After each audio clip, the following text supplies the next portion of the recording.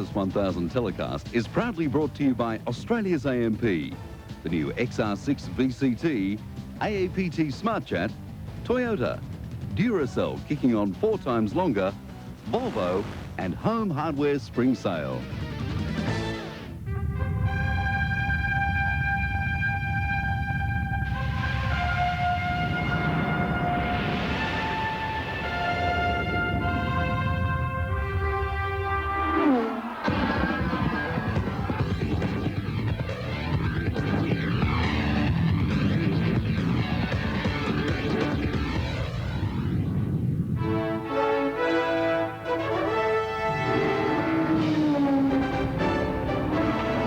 Big guns are here for the shootout. This is the AMP Bathurst 1000 Top 10. The early showdown on the mountain has gone according to Murphy's Law. Greg Murphy, that is. Hot on his wheels, the Richards clan. But this time it's different. Big Jim has been gunned down by his rebel outlaw son Steve. But how could anyone feel totally safe with this cavalry of Volvo drivers on the loose? British touring car champion Ricard Rydell heads an international who's who of super tourers ready to fight for mountain glory. And then there's the Jones boy. And get ready for the earmuffs. It's thunder down under as the mighty NASCARs explode in the NASCAR 100. This is the magnificent mountain like you've never seen it before. The inaugural NASCAR 100 and the Top 10 Shootout. The AMP Bathurst 1000. Exclusive to the Masters of Motorsport. Channel 7.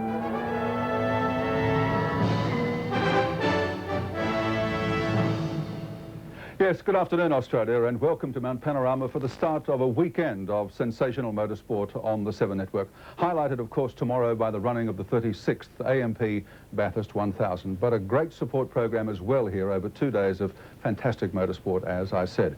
Not only will we be seeing the 2-litre touring cars, the super touring cars, but also those fire-breathing 1.5-ton, 5.9-litre, 700 horsepower NASCARs will be making their major race debut on Mount Panorama. I know they've visited here before, but that was only for a little demonstration a couple of years back. The weather is absolutely sensational. We've had heat wave conditions here in Bathurst the last several days. The track is lightning fast. It's a little bit cooler today, although the forecast says warm to very warm, 26 degrees at the moment, 60% of humidity, northwesterly wind. We're thankful for the breeze. They're forecasting a change late in the afternoon. It's a great pleasure to welcome to Mount Panorama, not that he's ever not been here before, Peter Brock. That's true. I'm part of the furniture here. 9-time winner Brocky, sitting on the sidelines this year for this 2-litre Super Tourer race after having driven in it last year. It's a different ball game. Are you surprised the way qualifying panned out yesterday? Yes, I actually took the liberty of going to the top of the mountain to watch the cars around there. Very interesting afternoon's entertainment.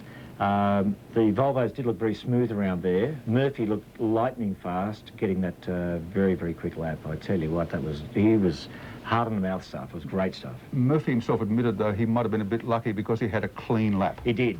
And I actually went and had a little bit of a talk to the flag marshals about waving that flag a bit more. But as you can see, Greg Murphy only a fraction ahead of Ricard Rydell. More to come there, I think. Both of them quicker than last year's qualifying time. Steve Richards, a very deceptive car. Little Nissan doesn't look that fast in any department, but by gee, it delivers the goods. There's no doubt about that. Tim Harvey, the second Volvo. Brad Jones, first of the Audis, their last wheel of 4-wheel drive competition.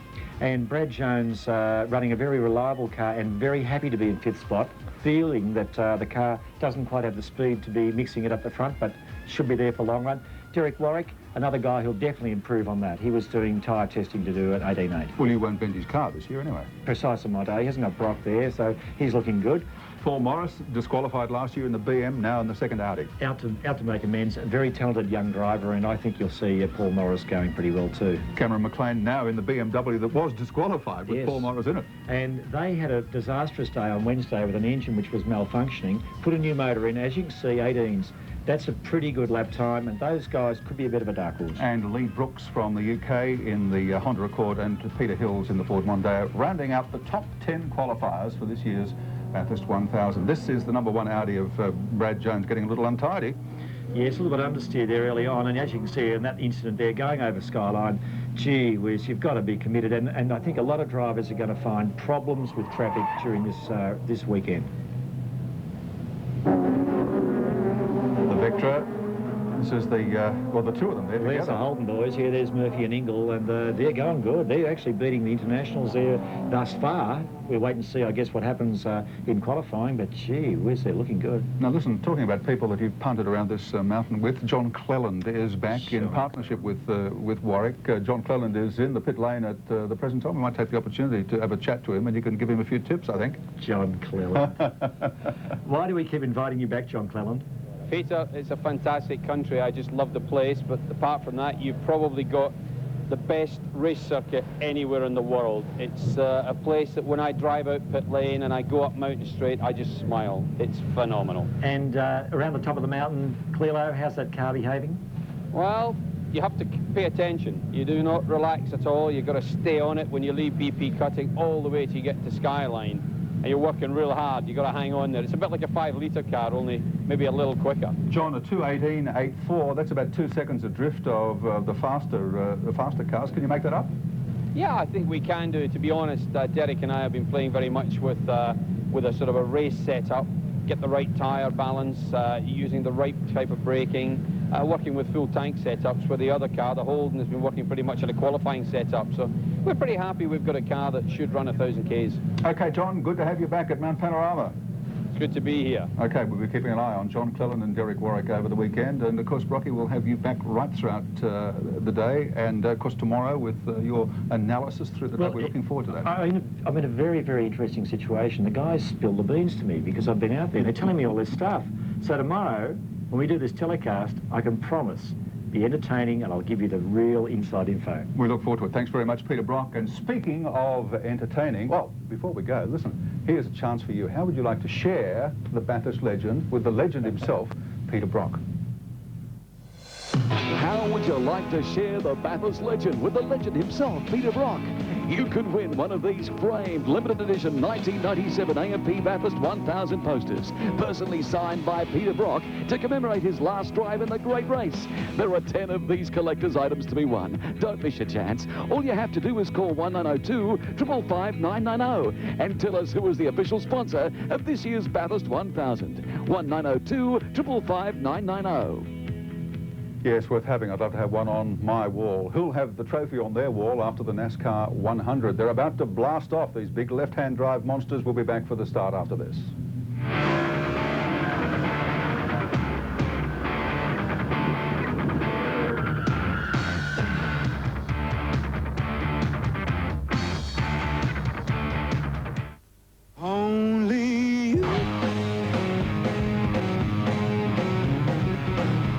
Welcome back to Mount Panorama for the inaugural running of the NASCAR 100. How would you like to arm wrestle one of these things around this circuit for 16 laps with a compulsory pit stop? These boys have got their work cut out for them. Our commentators have got their work cut out for them as well. Let's meet them. David Tapp, Alan Moffat, and Brad Jones. How are you going, guys? This will test your skill.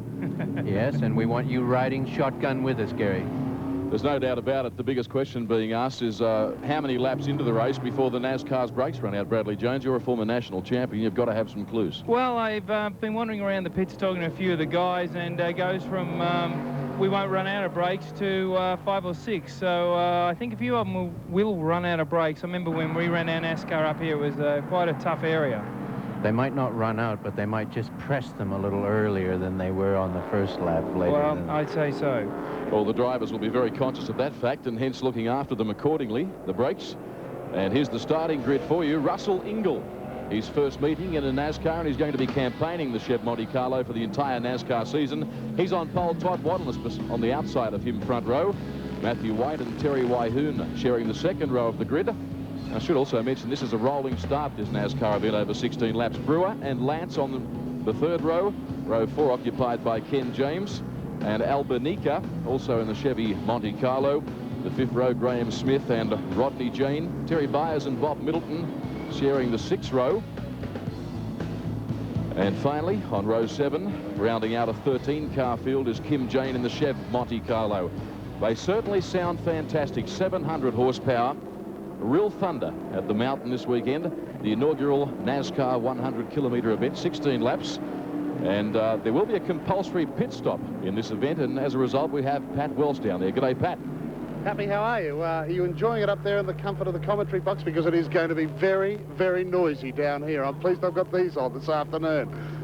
Most certainly, and a little warm down there as well, so look after yourself. Oh, conditions absolutely ideal, just a slight breeze. The crowd has built up quite nicely around here, and I think they're going to discover very quickly, if they haven't been here for any of the practice sessions, that they are going to need some sort of ear protection. But as Brad and the boys were saying, it's going to be a lot of fun just seeing how long these cars will go and how far their brakes will survive this afternoon. But I'll be down here to keep an eye on all the action for you.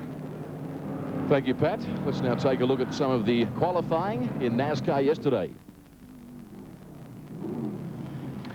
Here's a fellow that didn't make turn 1, the left-hander up Mountain Straight. He elected to go straight ahead. Not the only one, I might add, but this one was even more difficult down in Forest Elbow. Beautifully Neverland saved, yep. You might say. And there's Rodney Jane. Looks like he's got a little bit of a fire going there. A little bit of a flame up, but he restarted it, and they towed him out. Here's Matthew White again, just coming down through the chase. Long, hard break down there. Beautifully presented car. A little bit of fuel wisping out the back of it there.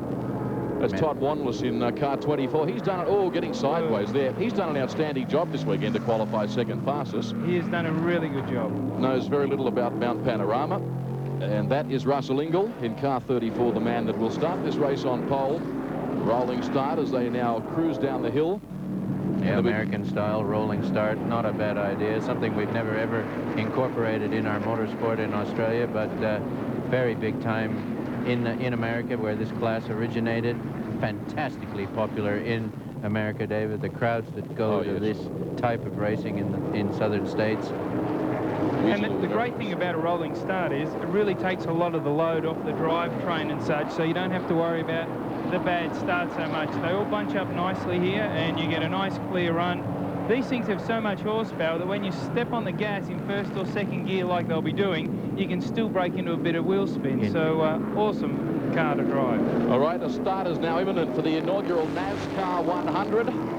With Russell Ingall, your pole sitter, away they go. Todd Wanless began very quickly on the outside. The former Australian Speedway Sprint Car champion, side by side through turn number 1. And gee, Wanless is matching it with our pole sitter, Russell Ingall, as they head up Mountain Straight the first time, and this is going to be hairy. It will be. Ingall held his line there. He wasn't about to let Wanless get the slightest gap on him, but anything can happen now. If Todd stays on the inside, now there he goes. Russell, too smart for that. He got clearly in front. He wouldn't want a car alongside him for this first right-hander, Brad. Hey, that's true, and what we've got is Russell just got the slightest of buffers here at the moment, but one to look for at the back that we see in the middle of the pack now is Kim Jane, the current NASCAR champion, who had a bit of bad luck yesterday, a few troubles with the gearbox, started off the back of the field and already picked his way through to the middle of this pack. Yeah, on the day before yesterday, he was actually matching times with Russell Ingall, and it was a pity that he didn't qualify in a position that was more in keeping with his actual lap times. But let's see him fight through here. As you've mentioned, he should come into picture just about now. Yes, at the back there. The other interesting thing about these cars is they really didn't have much of a warm-up lap, which is exactly what there we have. Todd Wanless and the ABC Spares parts entry gone. He might have been getting a bit excited about his being competitive with Russell Ingall. He knew Ingall was the one to match. He was close to him in qualifying on a 224, but certainly put paid to his chances there. You've got to stay with it on the opening lap, Brad. Oh, exactly right. And you notice as that car was spinning, there's a yellow stripe across the rear bumper bar, which designates Todd Wanless as a rookie, and you need to carry that for a year. So when they come up behind you, they know what they're dealing with. And fortunately for Tom, well, it's always a pity to lose a chance to get 16 laps, but he's going to have to park it today. He's recovered all right, thank God, for the sand pit. Never used to be there for many, many years. I don't know what a lot of us did getting through there when something like that happened, but that is a hairy corner, and Todd Wanless out of the race, unfortunately. His dad won't be pleased with that performance. No, he certainly won't. Terry Wyhoon was very close to him, our second place gear at the moment, and I looked at the back of Todd's car when he stopped, and it didn't look like there was a touch, but he certainly went from the inside of the track to the outside very quickly. But anyway, here we have Russell Ingall. Oh, Ken James there. A little bit of moment coming out of the chase. So Russell Ingall, our race leader, blasts across the start-finish line to complete the first of 16 laps as a result of the unfortunate demise of Todd Wanless. Wyhoon in the BP car care entry moves up one spot. He just went through. Driver of the Pennzoil car is Marshall Brewer, another one of the many Victorians contesting this event. Marshall's one of the guys that have been in this sport right from the start. Marshall's been in Oscar for a number of years, and last year he's dabbled in NASCAR a little bit, but last year he took the step to get a full-time NASCAR, and he's doing a very, very good job. The car's beautifully presented, and he's working away at it very hard. These aren't an easy thing to do, and a lot of these drivers are used to the ovals. We've got Kim Jane behind him now looking for a pass. Yes, I think Kim, based on his lap time of a 2:20 on Thursday, will certainly have a chance of fighting his way through as long as he's careful passing traffic. He seemed to come to grips with the circuit quite efficiently because he was the only one to match or come very close within a second of Russell Ingall. And he's doing it very sensibly here. He isn't having a big lunge at him in places where it's a marginal call to get by. He's biding his time and picking them off one at a time. He's in no rush to get to Russell. Well, I mean, as much as you would like to be.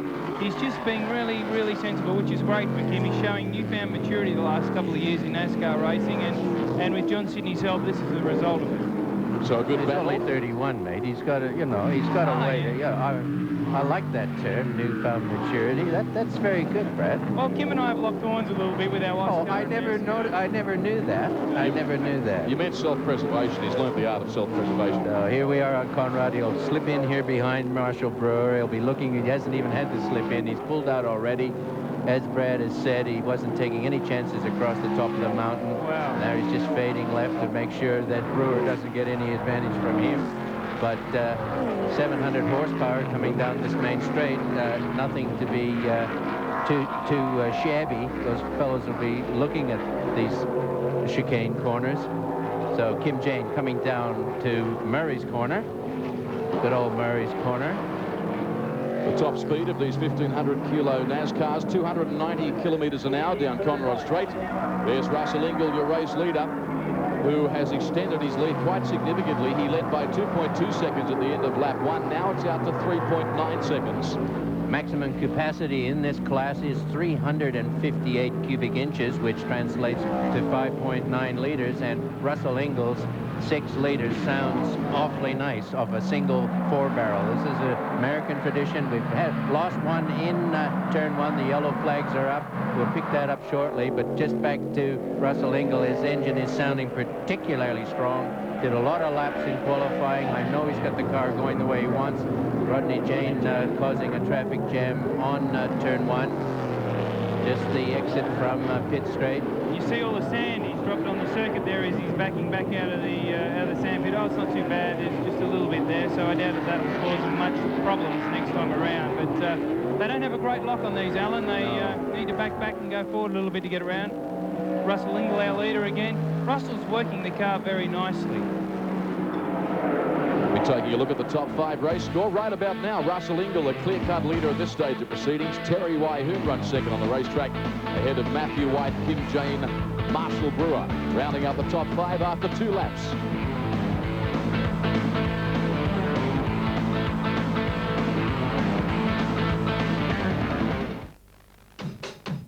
You're back. We're on lap 4 of 16, where Russell Ingall continues to lead this one in fairly comprehensive fashion. Now leads by 5.5 seconds to his nearest challenger. That man currently on screen, Kim Jane. Oh, Kim Jane's done a very, very good job, which is more than car 3. Rodney Jane hasn't made it back to the pits after that spin on turn 1. Actually, Alan, it looks like he's rolled back into the concrete wall there. Yes. He must have just started to crest the hill, and he's tried to park the thing out of the way there and landed up against the wall. Obviously got transmission problems, can't get himself out of the way. That'll be up to the clerk, of course, to decide whether that car needs to be moved. But really a pity for Kim Jane to have to have worked so hard from the back of the field on his attack against Russell Ingall. He really was the only driver to be within cooey of Ingall's pole time, and had he started second on the grid, it might have been a different race here this morning. I don't think Russell Ingall would have been shedding a tear over the fact that Kim had qualifying problems, didn't get the car qualified at all by his own standard, but doing very nicely now. Terry Wyhoon on screen, number 25 from South Gippsland in Victoria. a good stalwart of the class. He first ran Thunderdome in '89. He's knows these cars very intimately and doing a good job. Put a lot of laps in practice. I think he got his eye in as well as anybody in the field, but sitting in third spot at the moment as he goes up under the snap-on bridge. Kim Jane, gentlemen, is making some progress. He's been able to lead, or rather eat into Ingle's lead by some half a second. Ingle, mind you, still leading by 5 seconds, but Kim Jane is giving it a really big go. The Ford Thunderbird, the BP entry of Terry White, who charges across the top of the mountain. Oh, getting very loose there. You go. And I'm a little surprised they haven't brought the pace car out to move that car, Rodney James. It's in a hairy spot. You must admit, you want to really you want to place your car where he is at the moment. Exactly, and I mean, things might change as the race ticks by a little bit, but I would have thought that's a good opportunity to get that car out of the way. This is the first round of the Australian NASCAR Championship for the season of 98-99. These cars obviously contest the majority of their season on the high-banked Calder Park Thunderdome in Victoria. It is quite a spectacle, I can assure you. Nice camera work as Kim Jane prepares to run down the mountain. I don't know about you, Brad, but I think Kim is trying to let a few people know that he can really drive this car and he can drive this circuit. As we both know, this is no chicken run around here. These cars aren't admirably suited to this type of racing. They are designed for the super speedways with the high banks, and as such, I think Kim's doing a superb job here. Oh, I think he is. He certainly got the car by the scruff of the neck. We raced our cars up here in '96. We did a little demonstration run when I was still competing in the class, and I can tell you, coming into the chase where he is now, that's a long break. You certainly can't go through that corner flat like you can in the super touring cars. You're touching 300 Ks coming into there, so Kim's got it by the scruff of the neck. We saw him get a bit sideways out of the cutting, which indicates to us he's having a real go at this. Oh, he's run a little wide there. Wide there. He didn't judge that well. That's probably a little brake fade, do you think? I think probably a little brake fade, and also the tyres, Alan, they've got to be starting to feel the pressure a little bit now with all that horsepower running through them. They're heading on to 5, 6 laps, so everything could be starting to get a little hot and bothered by now. More sidewall action on those good years than they've seen normally at Calder, you think? Well, I dare say. Race control, by the way, have notified us there will be no pace car. Because of that reason, Rodney James stranded in a precarious position, as Alan Moffat and Bradley Jones alluded to, but race control confirming they don't deem it necessary to utilise the pace car at this stage of proceedings. And talking about the Goodyear tyres that these NASCARs are running as a part of their compulsory pit stop, somewhere between laps 10 and 12 in this event. As a mandatory measure, they're all going to be forced to change their rear tyres on front and rather their right-hand side tyres on rear and front. And this is now on board with Russell Ingle, our race leader. He's coming through McPhillamy, just touching the curb on the left-hand side. Got left-hand drive, so he can see that curb quite well, but now it starts to get a bit exciting. Brad, this view's not really for the faint-hearted. Just clipping the wall here, and now we're going to lunge into the Firestone Dipper. He's taking it easy on the car there from what we can hear through our headphones. There has been a spin on the top of the mountain. Here's another look at it. Oh, this one's nasty. Dear me, Ken James. Yep. He's got wide there, and that might have actually been unsettling for him to pass Rodney Jane's car. He has gone wide through that corner, Brad, and hit the wall. He had no room to go. And giving it a decent clout. The thing about the Rodney Jane car is, even though it looks like it's well over to the inside, it takes away part of your vision as you turn into that corner there, and just because upsetting. you're almost flat, yeah, it just puts you off a little bit.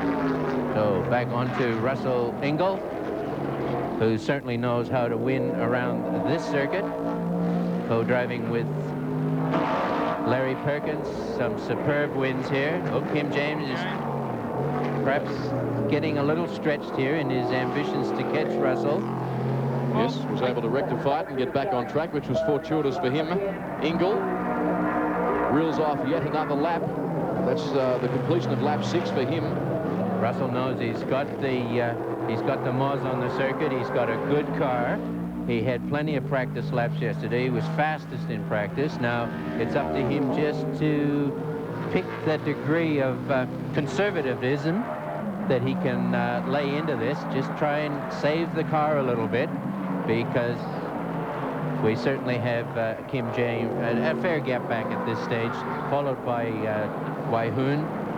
Terry Waihoon, and Matthew White. In fact, Alan, that little off track we saw with Kim James a moment ago has cost him dearly. He's now 9.1 seconds behind our leader, Russell Ingall.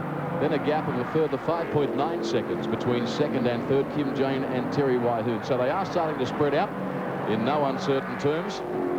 This looks to be Neville Lance charging up Mountain Straight, the West Australian. One of the many drivers in NASCAR that combines this sort of racing with short track quarter-mile speedway. In fact, he's a fairly efficient midget or speed car driver. And Todd Wanless, who we saw spin after half a lap, he's about to jump in his road car and head down and drive a sprint car tonight at Parramatta Speedway. So they're busy boys.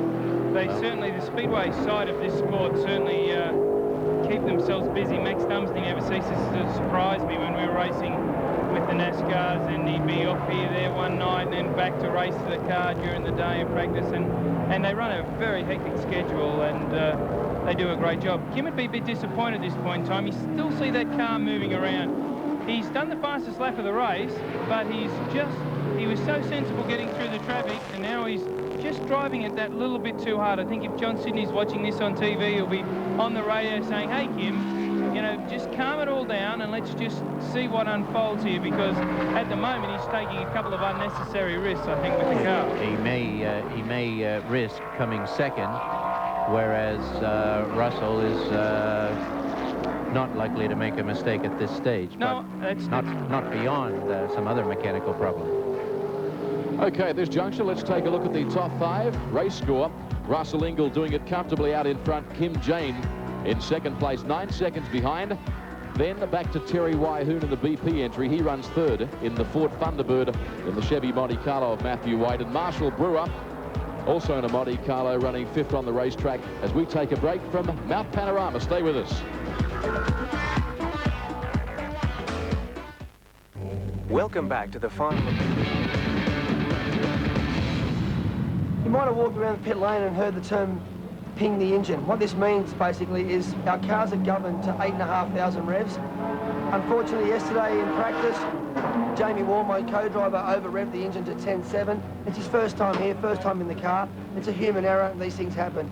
What happens now, we've got to pull the engine out, replace the bits that are bent because they are now weakened, and during the race they could destroy the engine, so we can't take that chance. A few words of wisdom from Mark Adderton. Thank you very much for that, Mark, the explanation of a pinging engine. And as we welcome you back to Mount Panorama Bathurst, we're on lap 8 of this 16-lap NASCAR 100. And that's the man cruising out in front, Russell Ingall, touring car Supremo turned NASCAR driver this weekend. And he will be campaigning this car for the entire national championship in 1998, 99. Yeah, well, that'll keep him busy, and he's certainly busy here today. He's actually pushing it harder than I would have thought was necessary, Brad. He's certainly got a comfortable lead over Kim James, but he's taking this on as if there's a sheep farm at stake. He is. I mean, Russell's a fantastic driver, knows his way around here, there's no doubt about that, but he's got a 10-second lead or a 9-second lead to Kim James, and really I would have thought he's almost in the mode where he should be just cruising along, saving the brakes a little, and keeping out of trouble. He's got a long season ahead of him in that car. It'll be fantastic for him to win here because he'll lead the championship into the oval tracks, but he'll find it a different kettle of fish when he ventures onto the Thunderdome to handle that car. Oh, Bob Middleton there just a bit sideways behind Kim James. This is our third place man, Terry Waihoon, in the BP entry.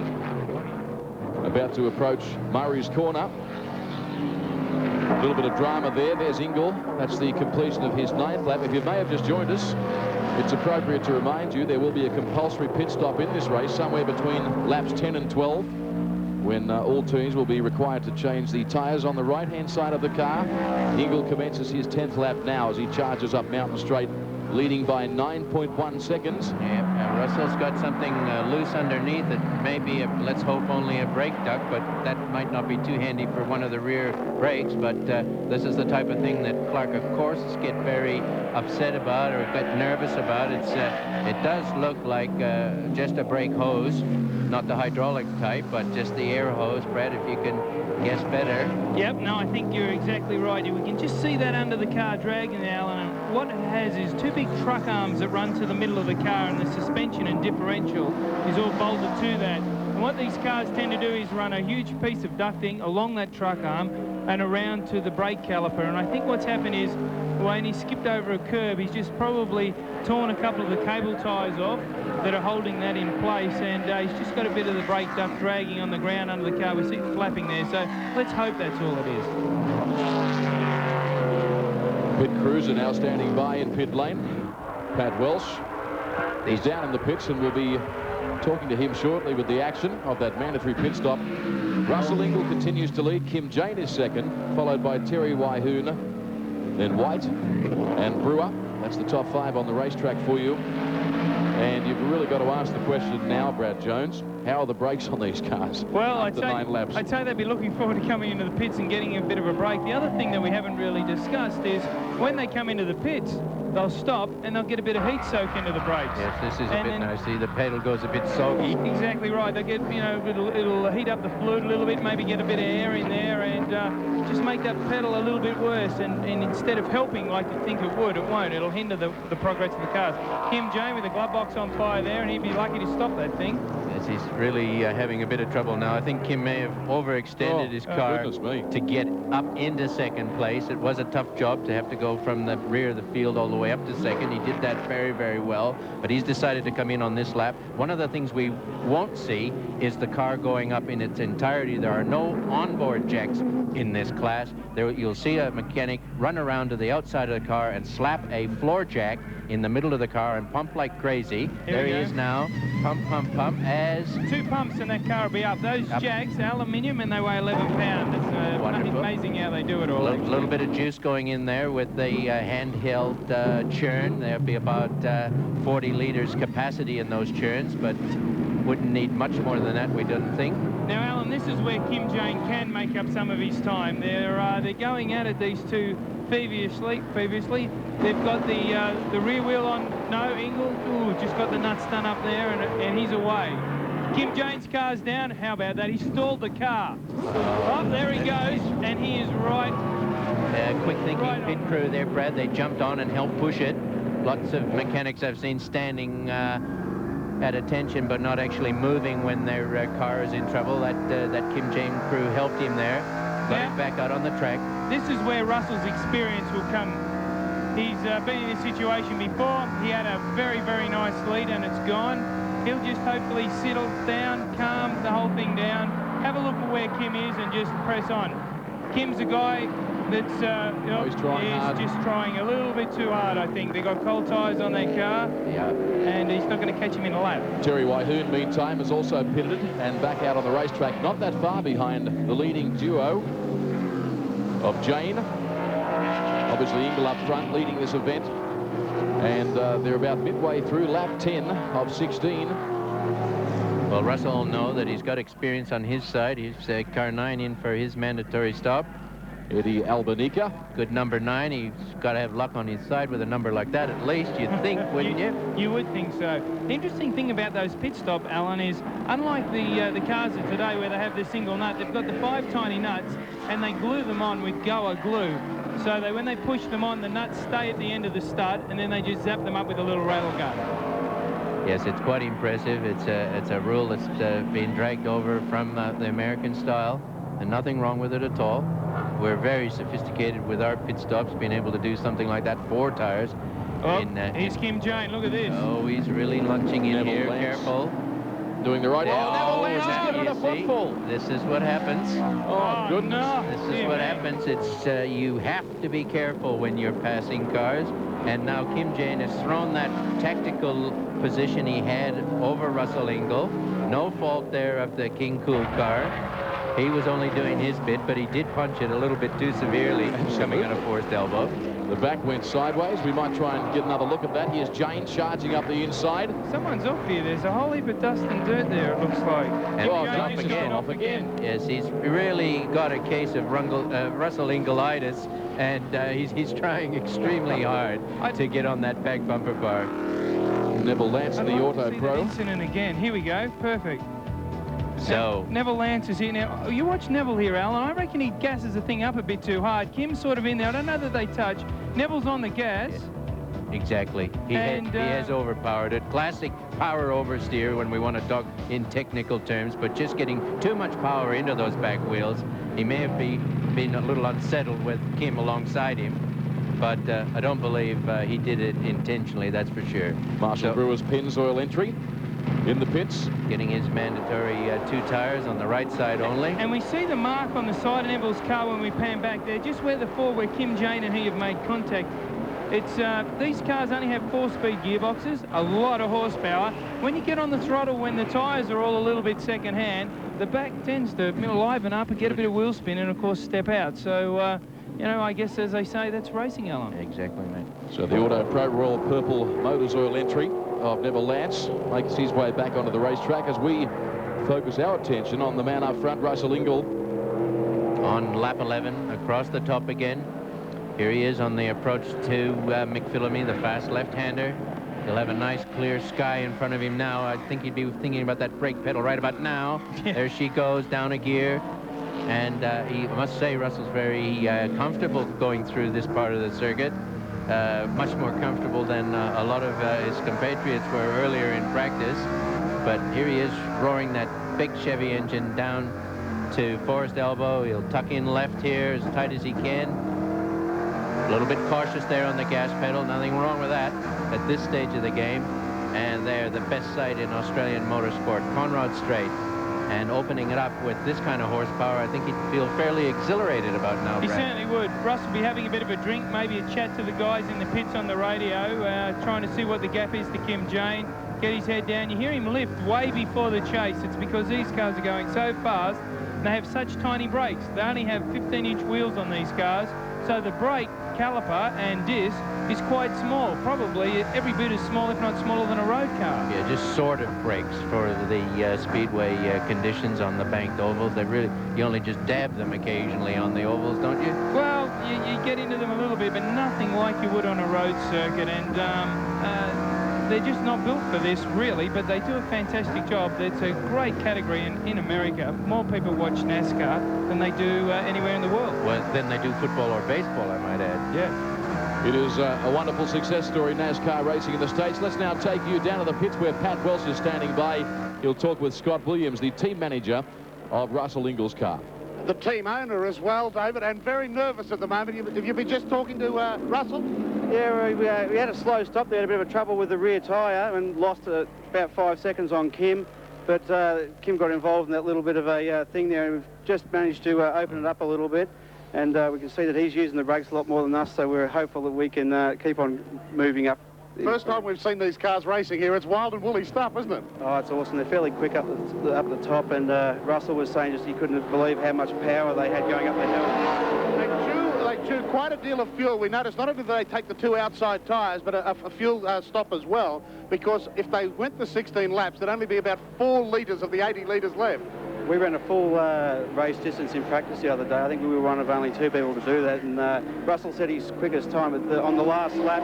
We knew the tyres were up to it, but he said it cut out 3 times over the top of the hill, and it took just over 4 litres. All right, I know you're nervously watching the screens here. I think your team is on the verge of making history at Mount Panorama. Scott, thanks for talking to us. Thanks very much. Well, I think it's Russell Ingall that wants to make history. He's still hammering this car, Brad. He's not fooling around. Did you see he was there right over the white line to get a little better angle coming past Kim Jane's stalled car. Let's check them now on the race score. At the completion of 12 laps, it is Russell Ingall in the Chevy Monte Carlo, leading easily. Kim Jane in second, then Terry Wyhoon third on the racetrack, followed by Matthew White. Marshall Brewer in the Pennzoil entry is still hanging in there. Why don't you hang in there too as we take a break from Mount Panorama.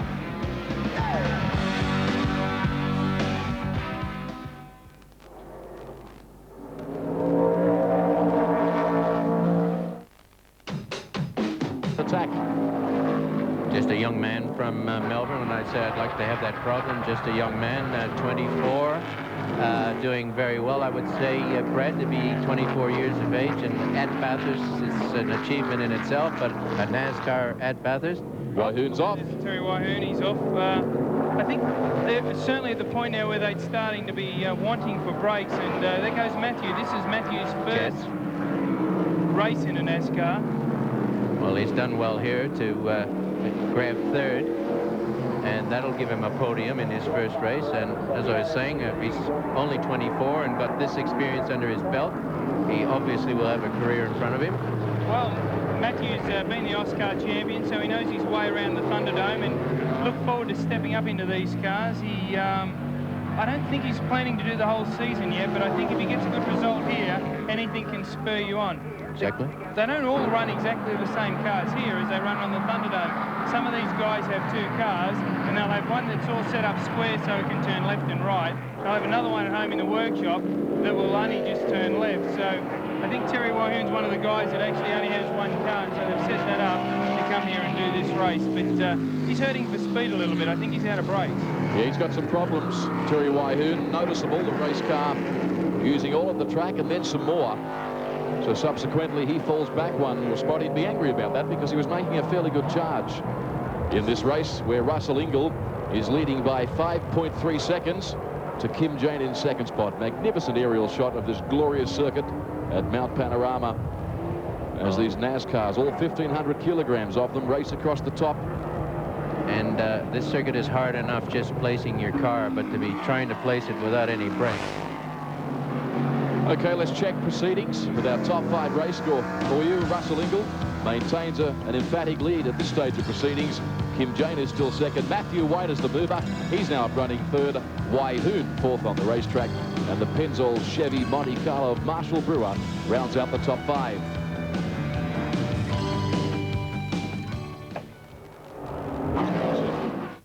When I tell people I'm part of the world... FX, set the night on fire with the Fireball Challenge, complete with real lights. Experience the thrill of loop-the-loop and wall climbing at incredible speed with the Thunder Loop Thriller. Hit the double loops at terminal velocity on the giant raceway with grandstand, bank curves and over 20 metres of running track. For the extreme experience, the thrills and the spills, you can't go past Aurora AFX, the closest thing to real racing.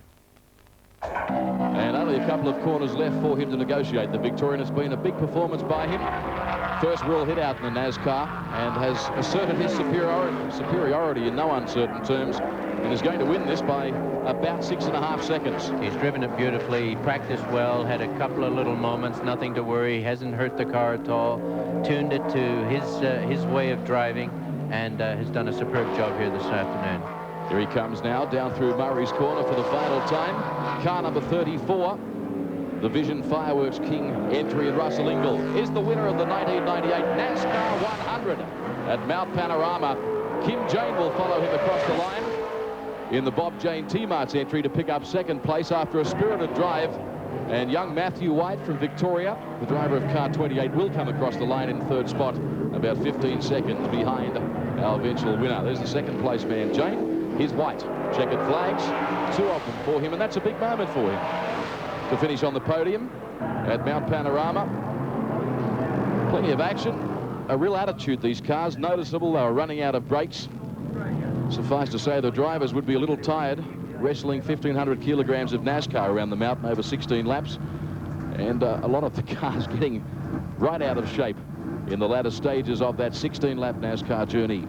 I think Kim Jane would probably be a little disappointed. He was right on Russell Ingall. He finished 4 seconds behind him, but I think Russell probably took it a bit easy on that last lap. But 4 seconds is the difference between having that coming together with Neville Lance and not really. And here we have Marshall Brewer just crossing the line to finish off the race. He's in 5th place, and Neville Lance right behind him in 6th, so that's a dicey position. Yes, I think Kim really will be pleased that he got as far as he did, but he should have a little chat to himself tonight about just being a little bit overly zealous at the wrong time. I'm sure that he'll reflect and look back at some of the things in the race and, you know, I wish that hadn't happened, and I But it's just the way it is. It's what this sort of racing's all about. Matthew White, on the other hand, did his fastest lap 14 laps into the race. You know, great job by young Matthew White, and I think in this class he's probably one of the stars of the future. NASCAR racing, born in this country in 1988 thanks to Bob Jane. And here we have Ken James, who we saw just brush up against the wall earlier. You see the tyres are a bit wide on the inside. That's a legacy of that wide paint. Across the line, he runs. We'll update you on the full race score shortly. Repeating though, Ingle winning by 4.1 seconds to Kim James, and 17 seconds back to young Matthew White, who ultimately finished third on the racetrack. Car 95 now cruises across the start-finish line. Bob Middleton, another Victorian, started out of position 12 and finished 9th on the racetrack. So some progress there.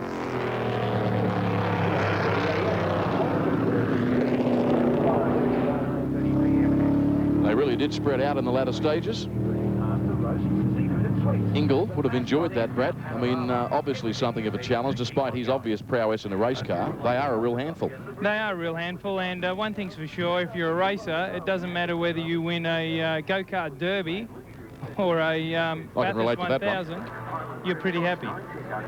Let's update them for you now as we look at Todd Wanless stranded in the sand at the top of the mountain. Russell Ingle, the winner in the Chevy Monte Carlo, followed across the line by Kim Jane. Matthew White third.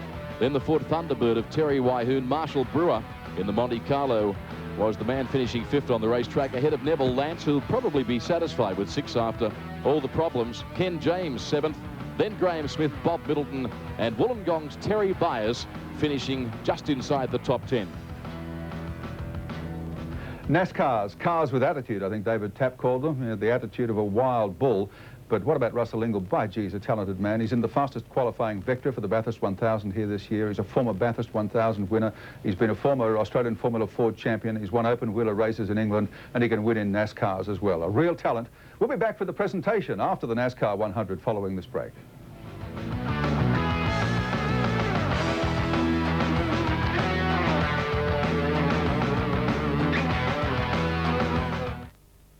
This 7 News. I think probably Muhammad Ali. Favourite food, Chinese or Thai? Yeah, off-road motorbike riding. The deer hunter. A dog and 2 cats. Cars. Probably a motor mechanic, which I served my apprenticeship at. To win Bathurst. Still driving, hopefully. Welcome back to Motorsport Heaven, Mount Panorama. Jim Richards certainly thinks so. 5-time form winner here and also among the fastest qualifiers for this year's Bathurst 1000. Well, the NASCARs, they are king of the Calder Park Thunderdome in Melbourne, but they've also conquered Mount Panorama today. Let's go to the presentation now with Pat Welsh. Gary, thank you very much. With me, Bob Jane. Bob, it was a great day out, wasn't it? Plenty of exciting racing. Yes, a few. I see my son parked up there by the wall at the top of the mountain, so that was interesting. Kim had a couple of moments, but it was a great race for the first time, or many of the drivers was their first time at the mountain, so they did very well. Russell Ingle, of course, is to drive very shortly with the Super Tourers in their final practice session. He can't be with us, but you have a healthy cheque to go his way. Yeah, we have a cheque here for $9,000 for Russell as first place, and we'll give it to him later. And we have here this rather good trophy. Magnificent trophy, yes. Which we'll also give to Russell after he's been out in the 2-litre cars. So Russell's been Mr. Versatile today. Here we go, he is coming through. Russ, congratulations. There's a little cheque there from Bob. He doesn't need the money, really. Okay. I know you're very busy, but just a couple of quick words. Fun or hard work? Both. Towards the end there, as predicted, the brakes got a little bit spongy and the tyres started to go off, and Kim was putting the pressure on me. I tell you, I thought I was going to have a bit of a cruisy run, but he got a real good pit stop, collected us up, and it's pushed me hard there for a while. That's right, just after that pit stop, you came very close together. It was exciting racing. Absolutely. No, it should be interesting on the ovals, I think. I think he's going to teach me a lesson or two. Now, I don't want to put any more pressure on you, but we're just looking at the statistics very quickly. I don't think anyone has won one of our major support races and the big one on Sunday. That'd be a lovely scenario for you, wouldn't it? It would be. That's what I said to the boys back in the pit. I said, one down, one to go. Best of luck, and I know you've got more work to do this afternoon. Thanks for talking to us. Great try. Thanks very much. Thank you. Thanks, Russell. Kim, as we said, you came very, very close there for a while just after that pit stop, and just that little touch at the top of the mountain. Yeah, well, we had a good pit stop and came out behind Russ, and I suppose a bit of inexperience on road circuits, just trying too hard. When he dived under Neville Lance in Forest Elbow, I just tried a little bit hard and pushed into the side of Neville. There was no pole to Neville's, it was all mine, and it came unstuck, so lost the time that we'd made up on him. So sorry to the team, they did such a great job in the pits, and I'd just like to thank Bob Jane Telecommunications and Vodafone and all the people who are supporting us up here this weekend. Thanks. All right, Bob, presentations for both Kim and Matthew. Yeah, congratulations, Kim. Kim's my nephew, not my son, as I'd like to have him as a son, but he's my brother's son. And Matthew White here third. He's a good friend of my son, went to school with him, so congratulations. You did a very good job. First time on the mountain, first time in a road race. First time in a NASCAR. First time in a NASCAR? First time in a NASCAR. So I'd really like to thank Peter Sportelli, Ian Thomas, and all the guys for putting together such a fantastic car. Bob Jane for giving us this opportunity, because it's absolutely fantastic, and I loved every minute of it. Also like to thank my sponsors, MaxiCube, Freighter, PPG, and Bridgestone. Thank you very much. Got them all in. You spoke like a pro. Matthew White, Kim Jane also second today, and Russell Ingle dashing off to join in the final qualifying for the Super Tourist. And Bob, thank you very much for sponsoring and bringing the big cars to the mountain. Thanks, Channel 7, and thank you all. Pleasure. Gary, back to you. Thanks, Paddy. Great to see Bob Jane out and about and looking fit and well too. He's had a pretty rough trot, Bob, and good to see him back here at Mount Panorama with the NASCARs, part of the rich panoply of motorsport at Mount Panorama this weekend. By the way, if you are into motorsport and memorabilia, we've got something special for you this weekend. It's a prize well worth having, but you better be quick off the mark. How would you like to share the Bathurst legend with the legend himself, Peter Brock? You could win one of these framed limited edition 1997 AMP Bathurst 1000 posters, personally signed by Peter Brock to commemorate his last drive in the great race. There are 10 of these collector's items to be won. Don't miss your chance. All you have to do is call 1902 555 990 and tell us who is the official sponsor of this year's Bathurst 1000. 1902 555 990. Prize well worth having, as I said. Not only have we got Super Tourers, not only have we got NASCARs, but we've got Austin Healey's here at Mount Panorama, or should I say back at Mount Panorama here this week. And do you know that it's 100 years this year, a centenary since the birth of Dennis Mitchell Healey, the man who was responsible for producing that great mark of sports car in the 50s and 60s. In fact, the first Healey sports car raced here 44 years ago, 1954. Dennis Smith drove it, I recall, and they provided great racing here at Mount Panorama for many, many a year. Well, there is a Healey tribute race on our program here this weekend. We'll be back with it. You won't believe your eyes after this.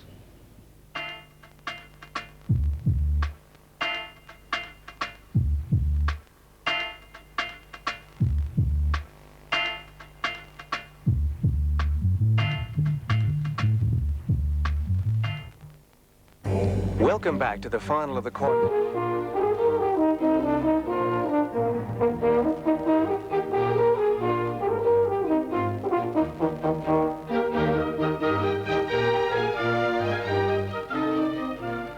Yes, the three sisters. I've stopped to chat them up many a time on the road to Bathurst and still haven't got their phone number. Ah, well. Healey's, I mentioned them before we went to the break, and this being the centenary of Dennis Mitchell Healey, the man who developed these great cars, fantastic cars, the bug-eyed Sprites, the Healey 100s and the big 3000s, and we've got some and all of those, in fact, in the international tribute race here, and many of the top international drivers from the UK. We've got Dennis Welsh and John Chatham, of course, locally. Peter Hopwood leads the local brigade, and it's going to be quite a race. Let's pick up the action right at the start. Let's now take a look at the starting grid in the Donald Healey International Tribute. On the front row, Dennis Welsh from England, and beside him, Neil Dunn. On the second row, Sydney's Peter Hopwood, sharing it with Richard Carter. Over now to row 3, starting out of 5 is Rob Rowland. Paul Freestone beside him, the 4th row George Forbes and Colin Dodds, and rounding out the top 10 for you, Warren James and also Jeff Leake. This is a real blast from the past. 38 cars in total to contest this race. Varying designs of Austin Healey's. And we're now just seconds away from a start. Watch the Englishman on the right-hand side of your screen, front row of the grid. He really got a gun start when they said go.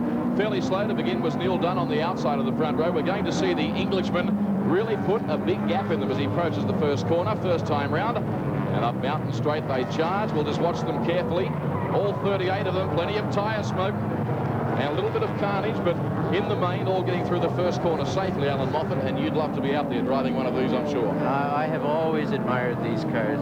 I really do. I thought they're great. They were first introduced in 1952 at the Earl's Court Motor Show in London, and they were an instant success and came to Bathurst as early as 1954. But this is a great treat to see the best Healeys in Australia and overseas. Dennis Welsh has this car in Europe is hated, absolutely hated by all Ferrari drivers because he's able to clean them up at most of the European circuits, even though not quite the prowess of most Ferraris. His race boasting drivers and cars from England, New Zealand, Scotland, and of course Australia, Richard Hay. Yep, good dice going on for second and third place between Neil Dunn and Peter Hopwood as Dennis Welsh came over the top sideways. It's very much a trademark of his driving style. Chris Dimmick also joined us in commentary, a man largely responsible for the appearance of the Healey cars at Mount Panorama this weekend. You were telling us before they jumped in this race that Welsh, the Englishman, tends to spend most of his time driving sideways. Yes, he's a very exciting driver to watch. 4.5-inch rims and FIA compliant tyres. The only way he reckons he can get a Healey round the corner is to pick it up and throw it by the scruff of the neck at the corner. Well, he's certainly doing that. In fact, he was practicing off the line. Oh, here we go. Lock it up, throw it. You said it. He's drifting through that corner for sure. And you can tell how narrow those wheels are on 4.5-inch rims. Well, the big Healeys do have fairly special handling characteristics as well. They, when you turn them into the corner, they seem to want to go straight. And the moment you get the front to bite, they want to swap ends on you, so. I wonder why that is. But they were first introduced, as you know, Richard, with only a 4-cylinder engine and lovingly known as the 104. And then about 5 years later went to the 106. And then ultimately to the 3-liter version, which was very much and very popular in America. Take a look through the field here, and not only the big Healeys in this race, also the little ones, the little Austin Healey Sprites, Mark 1s. Oh, dice is going on everywhere there. Unexpected off-road excursion as we pan back through the field. Rob Rowland heading Warren James there. Peter Hopwood trying to go around the outside of Neil Dunn. Yes, well, Hopwood's had plenty of experience up here. He's been involved in all the Bathurst 12-hour races, so he's got plenty of laps under his belt. He'll know the line that he's aiming for. Whether his car will respond for him may be another factor, but certainly harassing the second-place man, Neil Dunn, at the moment. But our leader is out in front, number 1, Dennis Welsh, and obviously wants to take Australian laurels back to Europe with him as well, to add to the history of his successes. Hardy Khan's off. That's a rally replica. Hardy Khan from Victoria's parked it for the day by the looks of it. Started from position 12 on the grid. Bad luck for him. We should also mention that this year marks the 100th anniversary of Donald Mitchell Healey's birth, the man that gave this fabulous car to the world. Something that motoring enthusiasts are very passionate about. The Austin Healeys. And Welsh, the race leader, leading already by 3 seconds. Thank you very much. Doing it very nicely, and Healey is very revered in England, David. He certainly was one of those almost not quite in the same league as Colin Chapman, but a fellow that put his own hands together, an engineer, made his own cars, and got the regard of a lot of people. And fortunately for him, from a commercial point of view, Austin Company talked him into a liaison, into a, perhaps I better use another word, an organization, and the Austin Healey became instantly famous around the world. It was very, very popular in America, and a lovely car in its day, and I think any car that still looks good 30 or 40 years later must have had something going for it. Peter Hopwood in car 20. That's the man you're looking at across the top of the mountain, currently running third. Alan Moffat has already mentioned that he's had vast experience at Mount Panorama. He's really driven everything from HQs to touring cars. Yes, he is. Back up front, we run down Conrod Straight. The Englishman, Dennis Welsh, some remarkable statistics. He's won 58 of 60 races, I believe. In 2 seconds. Which makes him the man of Austin Healey racing throughout Europe. And very quick through there on the approach. Look at the gap. He's opened up already. I wouldn't mind betting he stretched it in excess of 3 seconds now as they come across the line shortly to complete their second lap. All of these engines would be beautifully balanced, of course, and blueprinted. Well, look at this fellow had trouble last time, and he's still doing it. Car 29. It's Richard Carter. Richard Carter driving the ex-Ross bomb car. Did you see the silver Sprite of George Forbes? He's right in with the 3000s. So history dating back to 1954 at Mount Panorama. At the end of the second racing lap, a little bit of fender leaning going on now. Welsh, in fact, has reduced his lead now to 2.6 seconds, so Dunn is gradually eating away at the lead. Well, we know one thing. Oh, no. They wouldn't have had the luxury of a superb circuit in the condition that it is today in 1954. In fact, they're probably lucky to have had bitumen all the way around. But these fellows will be feeling absolutely ecstatic here today to be on Australia's most famous and greatest racetrack. And they'll go home with some told stories after this race. Still Welsh leading Dunn and Peter Hopwood. Rowland runs fourth on the racetrack ahead of James, Warren James, the Victorian, who would be satisfied with his progress after starting from position 9. Gee, there's more smoke than you'd see. It's Richard Carter still locking up brakes there. Yeah. And still looking for a way past Freestone in front of him there. They're sending out smoke signals or something at the top of the mountain. Comanches have arrived. If he gets much closer, it'll be more than smoke signals. I hope he doesn't decide to touch him. Well, keep an eye, too, on the little Sprite behind, just 1275cc. Oh, hello, arms in the air. Somebody's gone off, have they? Yep. Bit of telltale smoke. Green flag to signal their pass, whatever. And look at the little Sprite on the back there. 1275cc A-series engine, and now it'll really start to pull onto the tail of the bigger Healey's as they come down the mountain. He wasn't waving to his family, was he? I was talking to George yesterday, and he said his rev limited to 9,000 revs in that little silver bar guy. I don't think it's quite the same way as it came out the factory originally, though. They had a, I think it's 948cc A-series engine with a, well, not a lot of horsepower, that's for sure. Yep. Greg Forbes in car number 55, the Sprite Mark 1. And now the drag down Conrod Straight once again. I imagine that the head would get something of a workout from an aerodynamic point of view, or lack of. Yes. The cars without roofs, particularly going down Conrod. The alternative is to have the windscreen on the thing, which is a bit like a barn door. Sure. Subject themselves to fairly significant G-forces. And here they are coming into Caltech's chase. They're certainly not slow. No, I don't imagine there would have been too much lifting through the right-hander. And watch that. When you say he throws it around, Chris, he certainly does. Most of the cars in the field are running 6-inch rims against Dennis Welsh's 4.5, so he's certainly handicapping himself, but he loves to throw it around. Armfuls of opposite lock, 3 laps completed, 2 to go for Dennis Welsh as he works his way now back up Mountain Straight. He's gone something like a second quicker on that lap, now leads by 3.5 seconds to Peter Hopwood, who will give this his best shot. A couple of laps for Hopwood to reel in the race leader. Does anyone give him a hope? We've lost Neil Dunn. Yeah, I have a feeling that smoke that we saw at the top of the mountain may well have been Neil Dunn. So Peter Hopwood coming now through Volvo Bend, and one of the Hollands had a little swerve coming out of Murray's corner onto the straight. Must have got himself out of shape. Had a spin. He failed to start on the grid. He can't start the car again, I'd say. He's doing the right thing, getting it out of harm's way, and back up onto the top of the mountain on the approach to AMP Bend. Second place man there Peter Hopwood. It's great to see Peter Hopwood back in a Healy. He started his racing career in an Austin Healy in 1972 at club level. If you wonder why they're both red with a white roof, and most of the cars seem to look like that, in their day that was the colour of the works cars, which were particularly noted for their performances in rallying. That's right, and we've actually got one of the cars in the field is the car that Pat Moss drove in 1960. And she used to second her brother occasionally to help out with the co-driving. Sterling Moss, I know, drove it in the Sebring 12-hour in America with great aplomb.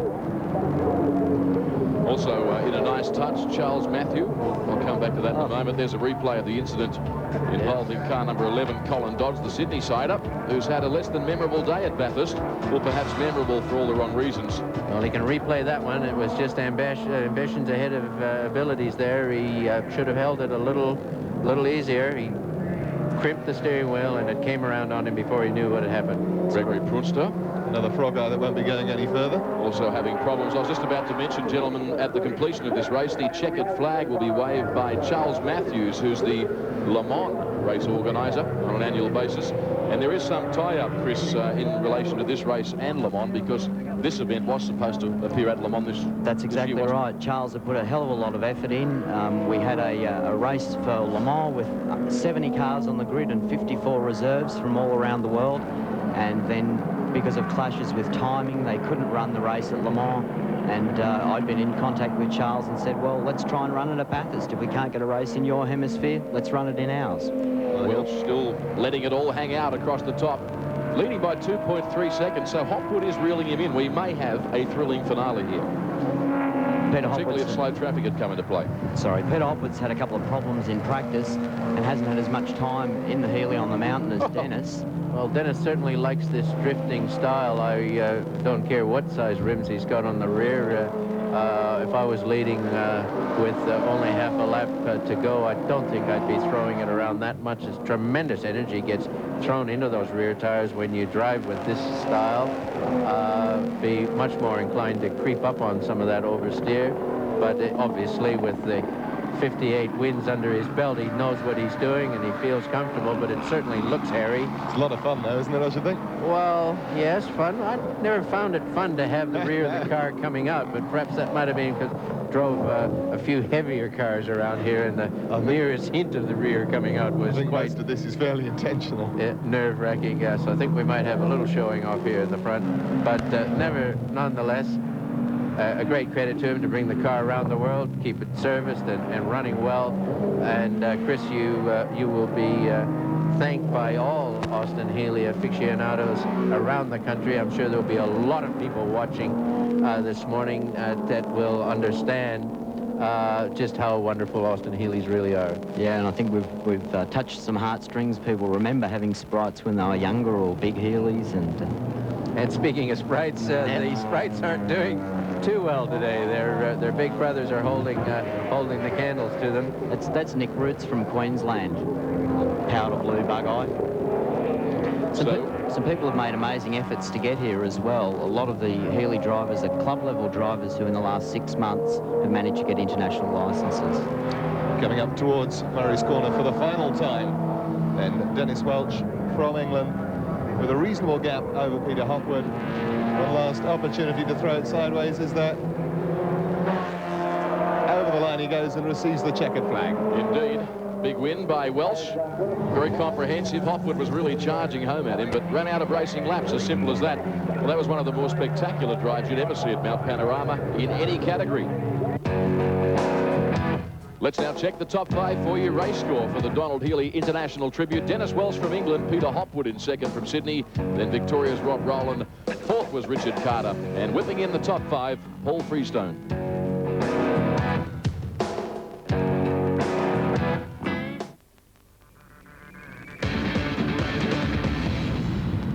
Well, you might well be wondering what it costs to go racing at Bathurst at such a top level. Well, as far as our Audi Sport Australia team is concerned, tyres take up a huge portion of that budget. Over the race week, from say Wednesday through till Sunday, we'll use up to 140 sets of tyres, depending on the weather conditions, and at $500 per tyre, that's a huge slice of our Bathurst budget. Cameron McConville there sharing the #1 Audi with Brad Jones this weekend, and what a race they are in for. And I bet you their tyre budget would pay to run one of those Healers for an entire year. But by gee, that was great racing. Dennis Welch from the UK and Peter Hopwood and a lot of people here around the mountain absolutely were enthralled by it. Peter Brock himself standing outside our commentary area here cheering like crazy because that's his style of racing. And of course the Bathurst 1000 is Brocky's style of racing, 9 times winner here, and he like us is waiting with breathless anticipation for tomorrow's great race. Our telecast starts at 8 o'clock in the morning right through until 6 p.m. You will not miss 1 minute of the action. And speaking of action, the top 10 duel for pole position is coming up very shortly when we return to Mount Panorama.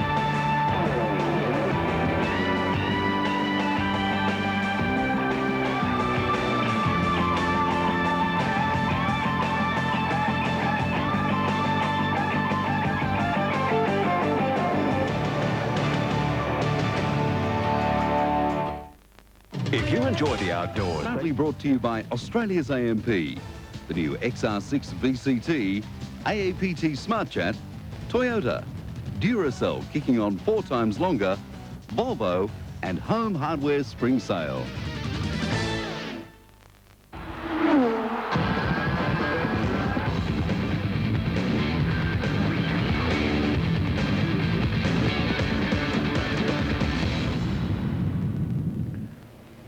Into the business end of the day at Mount Panorama because it's time for the all-important duel to decide pole position for the AMP Bathurst 1000 for 1998. Cars will be on the track very, very shortly, and this is what the fans wait for with eager anticipation. As Peter Brock has been waiting, we've discussed this briefly earlier, Peter.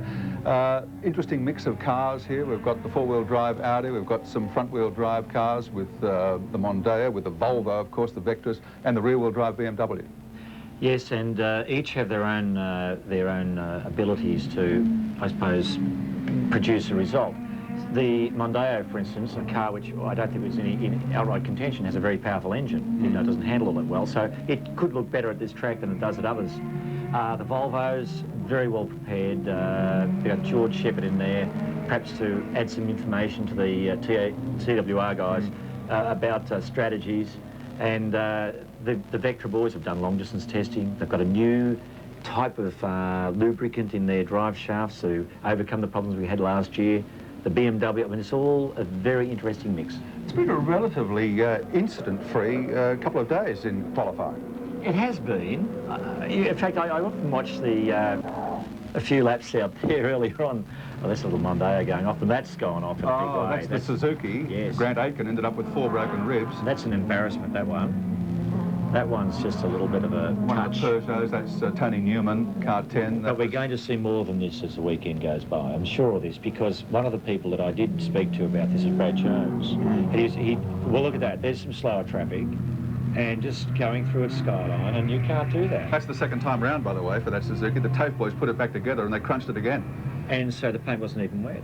Jason Richards from... Oh, now this is Brad Jones. We're getting mixed up with the slower cars up on the top of the mountain. He's really been spitting over this. He has, and I sort of had a word to Bradley about the fact that Brad has always been like this. In fact, for many, many years, we did have 30, 40 seconds disparity between cars per lap, and you've simply got to be patient.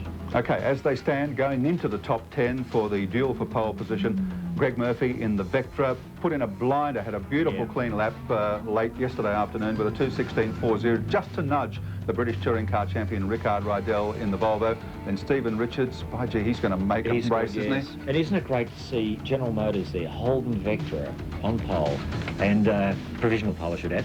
Rickard Rydell, Steve Richards, as you say, a very deceptive little motor car, that Nissan, very quick little car.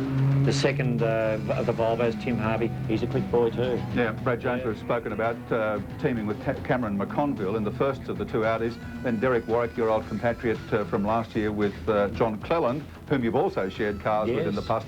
Tough, strong combination. Oh yes, and look, they're not only they're very funny men, but they know a lot about motor racing, about motorsport, and they know when to go and when not to go, and that's going to be important.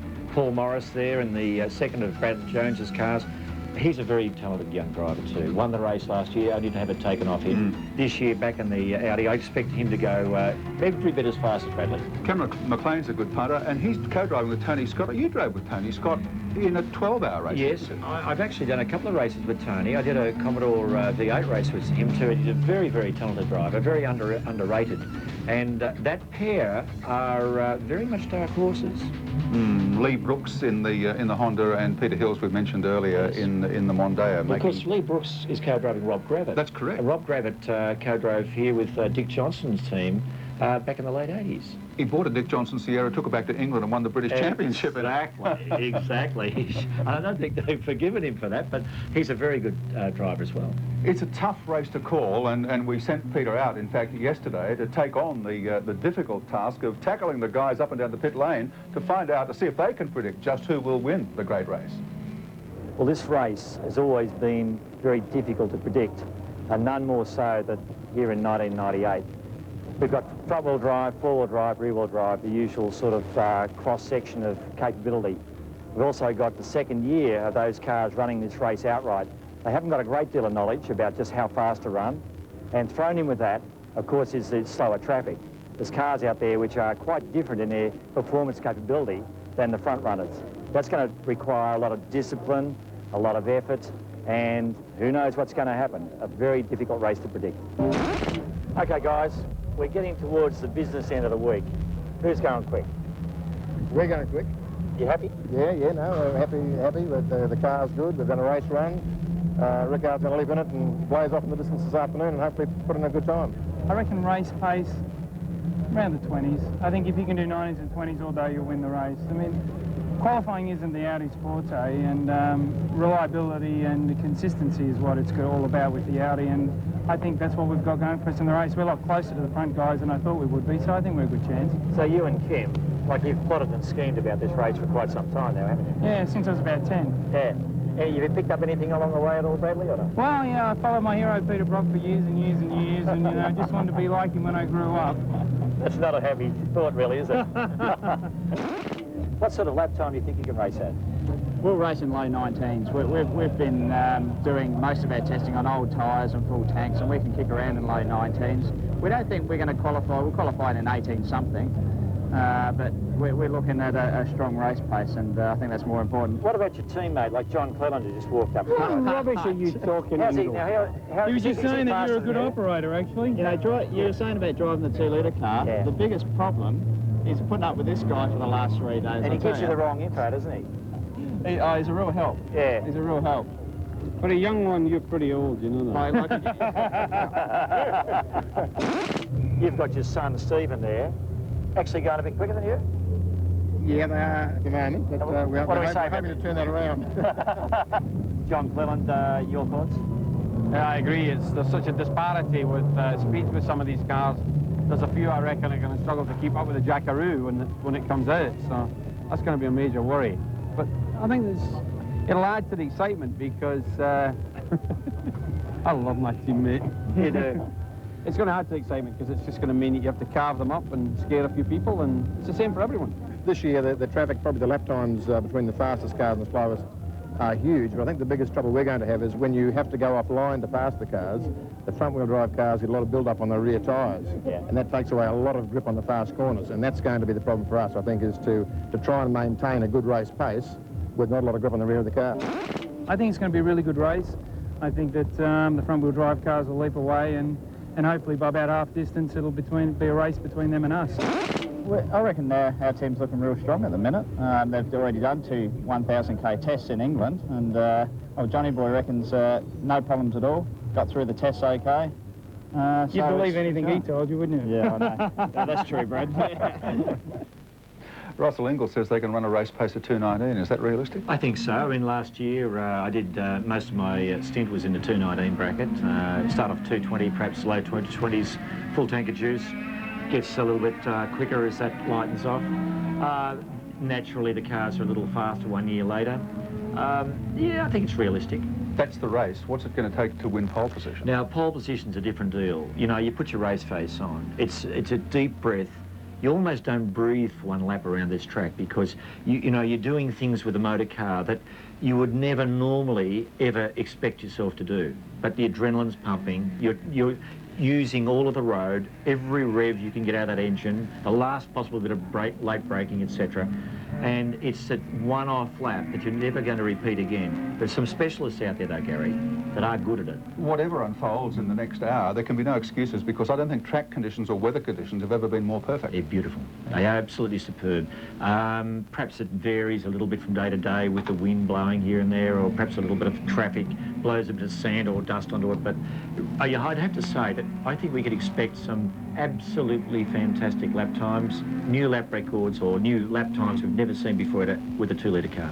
That's Peter Rock's view on what it'll take to win pole position. We'll find out very, very shortly how that pans out. And of course, Peter will be rejoining us throughout the day, right from the kick-off at 8 o'clock tomorrow morning to give us his incisive expert opinion as the great race unfolds for 1998. We'll be back for the start of the top 10 after this.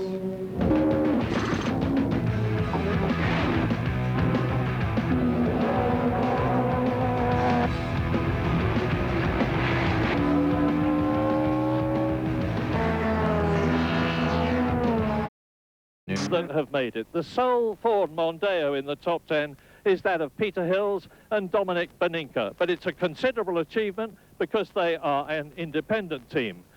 This is the only Honda. It's going to be driven by Rob Gravitt all the way from England and his English teammate Lee Brooks. Alongside them, the sole BMW, and it's Cameron McLean and Tony Scott's car. But this is the very car that won the race last year. 7th position, the Audi of Paul Morris and Paul Radicic. Paul Radicic, a double world champion from New Zealand. Paul Morris, of course, the man who won the race for BMW last year, only to lose it for a rules infringement. Now, 2 Vectras in the top 10. This is the first of them. Derek Warwick, ex-Formula 1 driver. John Cleland, the double British touring car champion. So very much a pairing to watch. There's 2 Audis in the top 10, and in 5th place, the reigning Australian 2-litre touring car champion, Brad Jones, and Cameron McConville, who was 2nd in the championship. 4-wheel drive, very strong motor car. 2 Volvos in the top 10. Tim Harvey is in 4th place with his Swedish teammate Jan Nilsson, which brings us up to the sole Nissan Primera. And this is, I think, the dark horse of the Bathurst 1000. Driven by Steve Richards, son of the great Jim, and Englishman Matthew Neal. But now, the top 2. First of all, the 2nd Volvo of Rickard Rydell, the reigning British touring car champion of 1998, and 5 times Bathurst winner, the great Jim Richards. But the fastest car of all in the top 10 is to be driven by New Zealander Craig Murphy and Russell Ingall, and it is the 2nd of the Vectra cars. So there we are, there's the top 10. They're going to be starting in what I'm sure is going to be another great, great race. Well, that's the lineup, but they run in reverse order from 10th fastest down to the quickest. You get 1 shot at it, 1 lap only, no room for error. Who will be the quickest man who'll take pole? We'll find out very shortly because the action is underway. The first car is on the track. Peter Hills, the 40-year-old Sydney engineer in the only Ford Mondeo to make the top 10 for the Bathurst 1000 this year. And this is a superb achievement because he's running a private team. He's helped by independent people. It's not a works effort at all. And he's beaten a lot of very, very quick people. Quite a lot off the pace compared with the top car. 7 seconds slower than the fastest car we had for the top 10. But this is the one that matters. And he turns into Murray's Corner, the left-hander here, to start his attack on this absolutely magnificent circuit. 6.2 miles long, over the line, and Hills now is into his top 10 lap for Bathurst. Turns into the left-hander, Murray's Corner, accelerates up towards about 180 k's before the next corner, and he's going well. The benchmark was set in qualifying yesterday by Greg Murphy in the Vectra 2:16.40. That's the time these guys will be chasing. And watch your screens, because we're going to be showing the split times, and you'll be able to compare the time of the driver who's currently on the track with the fastest time that we've had so far. Hills looks good so far, climbing all the time as he gets up towards the highest part of the circuit. And here we go now, Murray, up to AMP turn. He wants to go over to the left. He's done that. Over to the white line now, over to the left through AMP. Could have got a little bit tighter there, closer to that curve to pick up a bit of time, but he's flowing the car nicely. Coming through now on the approach to Skyline. This is McVillamy. Dap of the brakes about here. Now left-hander through, nicely placed, and across Skyline. Across Skyline, on towards the notorious, world-famous Dipper. This succession of bends which are so taxing, so demanding here at Bathurst. Hills, of course, has got quite a lot of experience. He's raced at Bathurst before, 3 times, in fact. And now, watch him and compare the cars that follow for the line that he's taking. The split, so far, 1 minute 16.34. Doesn't mean a lot for the first competitor, but it's going to mean a great deal for the ones that follow. There's still 9 to come. This car, Richard Hay, was built by Andy Rouse, I think, for the British Touring Car Championship 2 seasons ago. It was indeed, and in fact, it ran at the World Cup at Donington Park in the hands of Paul Radicic, where it actually won in 1994. Well, how's he going to do in the Bathurst 1000? That remains to be seen. It's a long, long race, 161 laps, but at the moment, this is the lap that matters for Peter Hills, and he's almost at the end of it now. Turns into the last corner on the track, the left-hander, Murray's Corner. Over the line in a moment. We'll see what the time is. 2 minutes 22.9436 to the nearest 10,000th of a second. Peter, 22.94, more than half a second faster than your previous efforts over the last couple of days. You've got to be happy with that. I'm pretty happy considering I made more mistakes in that one lap than I made the whole weekend, but very happy. Car 29, the Honda Accord. This is the English combo of Lee Brooks and Rob Gravitt. Lee Brooks is behind the wheel. Lee Brooks, who comes from Walsall, which is near Birmingham. He's an independent driver. In fact, he won the British Touring Car Championship independent section last year, and he was second this year. He's a very accomplished pilot. I'm mildly surprised, I have to tell you, to see him in the car rather than Rob Gravitt, who's his co-driver, because Rob Gravitt was the British Touring Car Champion of 1990. But Brooks is getting the drive. Now, over the line, and remember, the split time is the one to watch out for. And you'll see the caption come up, and you'll be able to compare it with the only run we've had so far, that of Peter Hills in the Ford Mondeo. This is the only Honda Accord 2-litre car in the top 10, and Brooks is coming up towards the right-hander at Volvo Bend. Here it is, up towards the cutting now, getting it towards a difficult bit, Alan. Yes, he's got through there cleanly, Murray. He's got it wound up. He would have arrived there at 5th gear, and now he'd be thinking about coming down, perhaps even to 1st, through the dipper, up over towards the right-hand side of the car. He crimped it a bit there. Wants to let it float over to the left. Could have gone wider towards that white line. Here we come now up through AMP turn, and he's really starting to accelerate. 120 plus. Down through the dip, a little bit crimping it again. He's not letting the car float over. He's being cautious. That's okay. This is a very smart place to be cautious. And now the approach to Skywine, I'm sure, will be a little bit timid based on what we've seen so far.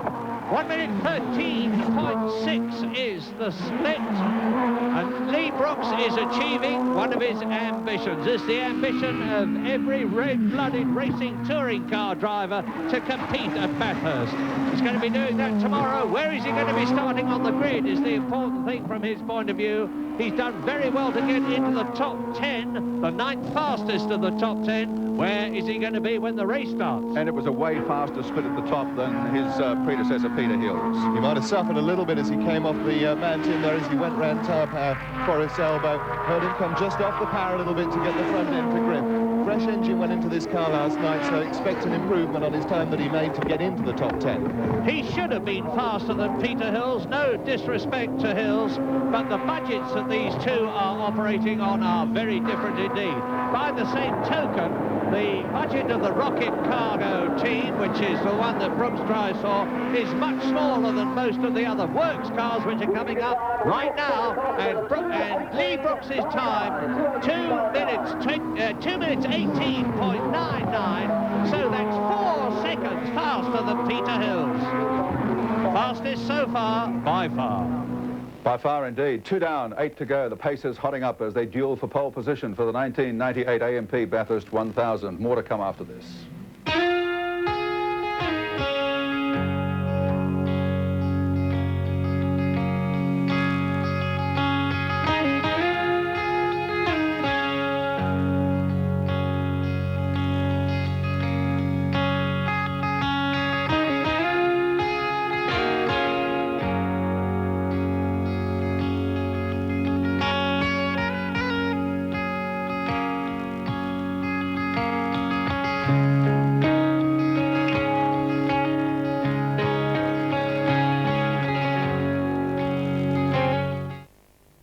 This 7 News Update. Probably Dale Earnhardt won 7 NASCAR championships and I guess unbelievable driver and showman. Vikram veal, peas, corn and some chips. Probably water skiing this summer, but I don't get to do it often enough. Goldfish in a rock. Well, I'd say my mum nice and happy, and my father a motor racer. He's always been involved in the sport and always wanted me to do that. Really continue racing for another 10 years and be able to make a living out of it.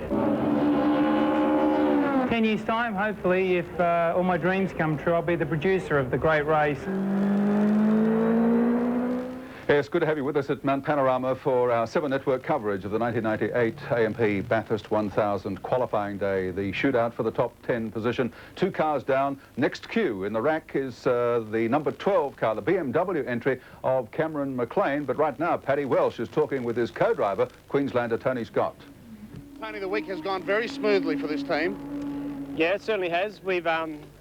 We've basically only had one small hiccup, and that was loss of horsepower in one of the engines, which resulted in changing an engine a day earlier than we had anticipated. But, you know, you've hit the nail on the head. We're just sort of slowly creeping up there.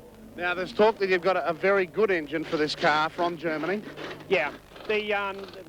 Germany's built an engine for us which was basically the same specifications as the engine last year. I think probably most people remember they had a small oil problem last year where they had to come in. Well, that problem has been resolved. So we're looking, we think that we have an engine that's capable of just doing the whole day without any dramas. This is the car that was first across the line but subsequently disqualified in the great race last year. Now it's in the hands of Cameron McLean. And it, of course, is a BMW. And he was 8th fastest in the warm-up, which we've had today. But he's going to be quicker, far quicker, I suspect, than either Lee Brooks or Peter Hills, who've already gone through in their Honda and their Ford Mondeo cars, respectively. So this is the sole BMW in the top 10. He's upholding the tradition of the great Munich mob. And, Murray, it's the sole car in the top 10 with a rear-wheel drive. This is the only non-front-wheel drive car in the top 10. And Cameron McLean, a long-time stalwart, in the Australian Supercar Championship is on Mountain Straight now under the Snap-on Tools bridge. As he approaches Volvo Bend here, he wants to get it just right, fading as close as he can to the left, through the corner on the right, wants to go over towards the curb on the left and accelerate for all he can up the slope towards the cutting, which we're fading left here, and now a sharp left-hander through here, the Stratfield cutting. Up the hill, you can see nicely over towards the wall. Looked a little dangerous there, but no, he was using all the real estate he had available to him. Now through AMP turn, and things really start to happen. The heart rates go up here as the speed increases, down through Castro Curve, nicely fading the car over to the right onto the curb. Beautifully placed here for McPhillamy. And now on to Skyline, Richard. And boy, he's using every inch of road. He's really working at it as he goes across the top there. Take a look at the split time, 1:13.92. Not as fast as I thought it might be, a fraction slower, in fact, than Lee Brooks in the Honda. Which is a tremendous achievement then by Lee Brooks. It's certainly something that I did not expect, because I expected McLean at this stage of the lap to be a lot quicker than Brooks. Is he going to make up time as he goes through the dipper down towards Forest Elbow, just about one of the slowest corners on the track? About 80 k's he takes that. Now dropping down the famous Conrod Straight, building up speed to about 265 k's as he comes down to the Caltex Chase, right and left. Hard under brakes here, left-hander, picks up second gear, fades it over to the right, pulls it hard. Now straight line Murray for Murray's corner. Yeah, and just to tell you that the fastest time we've had so far is that of Lee Brooks. This is the third run. Brooks's time was 2 minutes 18.99. So McLean will be wanting to beat that to maintain his position, and he's failed to do it because he's quite a lot off the pace. 19.17, the time for Cameron McLean, slower than his time in qualifying yesterday. Car number 2, Paul Morris with the Audi, the man who was first across the line last year, but it didn't stay that way in the record books. Yeah, the interesting thing is that Paul Morris is driving the four-wheel drive 2-litre Audi Quattro. Last year, he drove the rear-wheel drive BMW. He's been driving in single-seaters in America in the Indy Lights competition this year. So he switched from single-seaters to touring cars of a very different kind from the one he's driven in the past. I was talking to him and he said he's had no problems at all in adapting to the four-wheel drive. He loves the traction he gets out of corners. He also switched from 98 kilos to about 83. Well, yeah, that's going to serve him well here, Gary. And yesterday he clocked up at 218.9, so that's his best that he wants to try and beat today. As we climb up Mountain Straight, you can hear that Audi pouring on the revs. Sounds very... there he is, man at work. Paul Morris, the Australian 2-litre touring car champion of the past. He's adapted beautifully to single-seaters, and he's adapted beautifully back again to touring cars. He's a man who's won more super touring races in Australia than anybody else. Brad Jones is closing in on him, though, and this car, in fact, is the one that was driven in the British Championship by Frank Wheeler.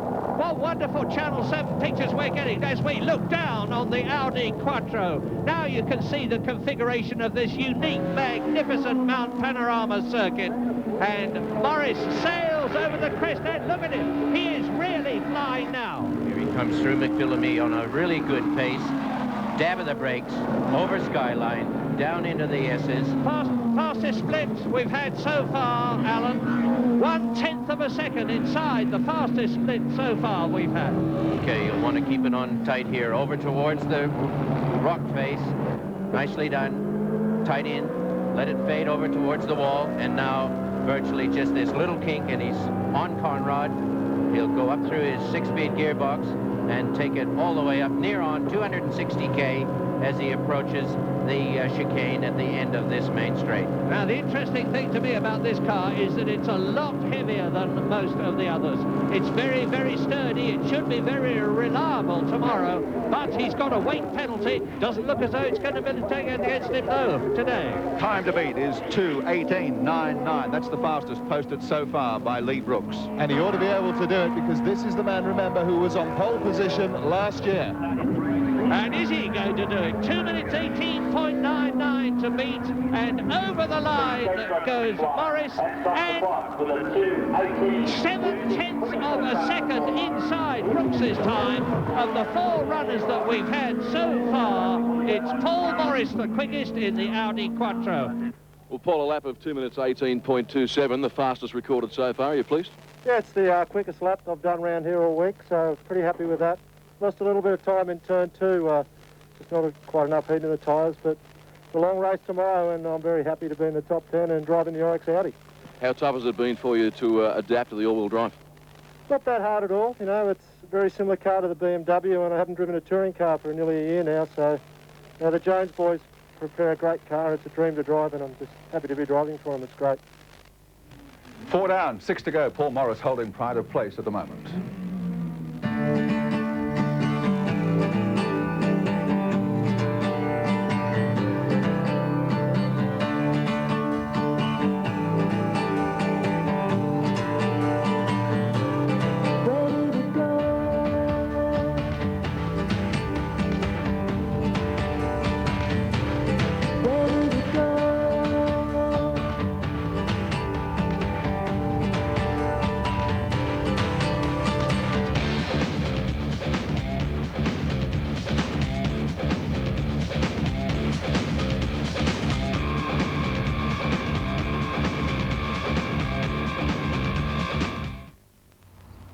It's a great... Well, my favourite part of Bathurst track is along Skyline and down through the Dipper and into Forest Elbow, and then sort of halfway down Conrod, because by the time you've done all the twisty bits and over the top, and then you get down Conrod, made it, another lap. You know, Conrod gives me a chance to then relax and sort of look at all the dials and switches and see what's happening. So the favourite bit's really over the top and down through the Dipper, where it just disappears. Fantastic feeling.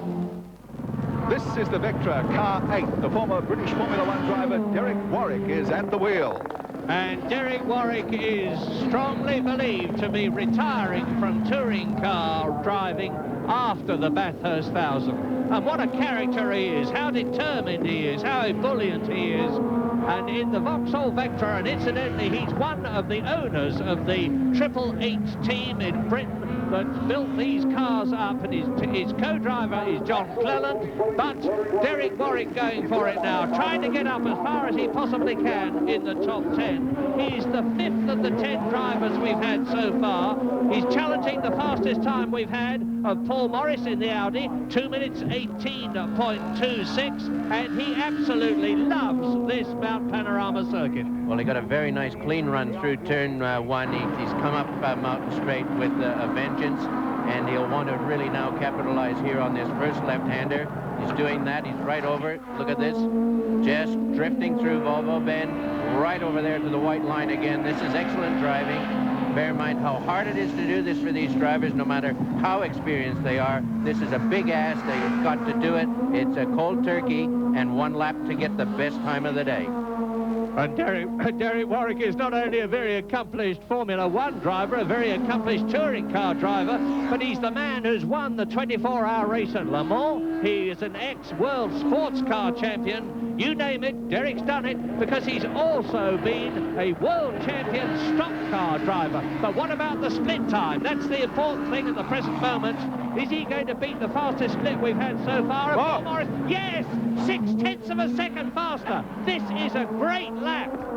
He's riding the curve there on the Dipper. It's a brave man that does that. He wanted to slingshot himself through the Dipper. He did that extremely well. Now on the approach to Forest Elbow, come in here too close.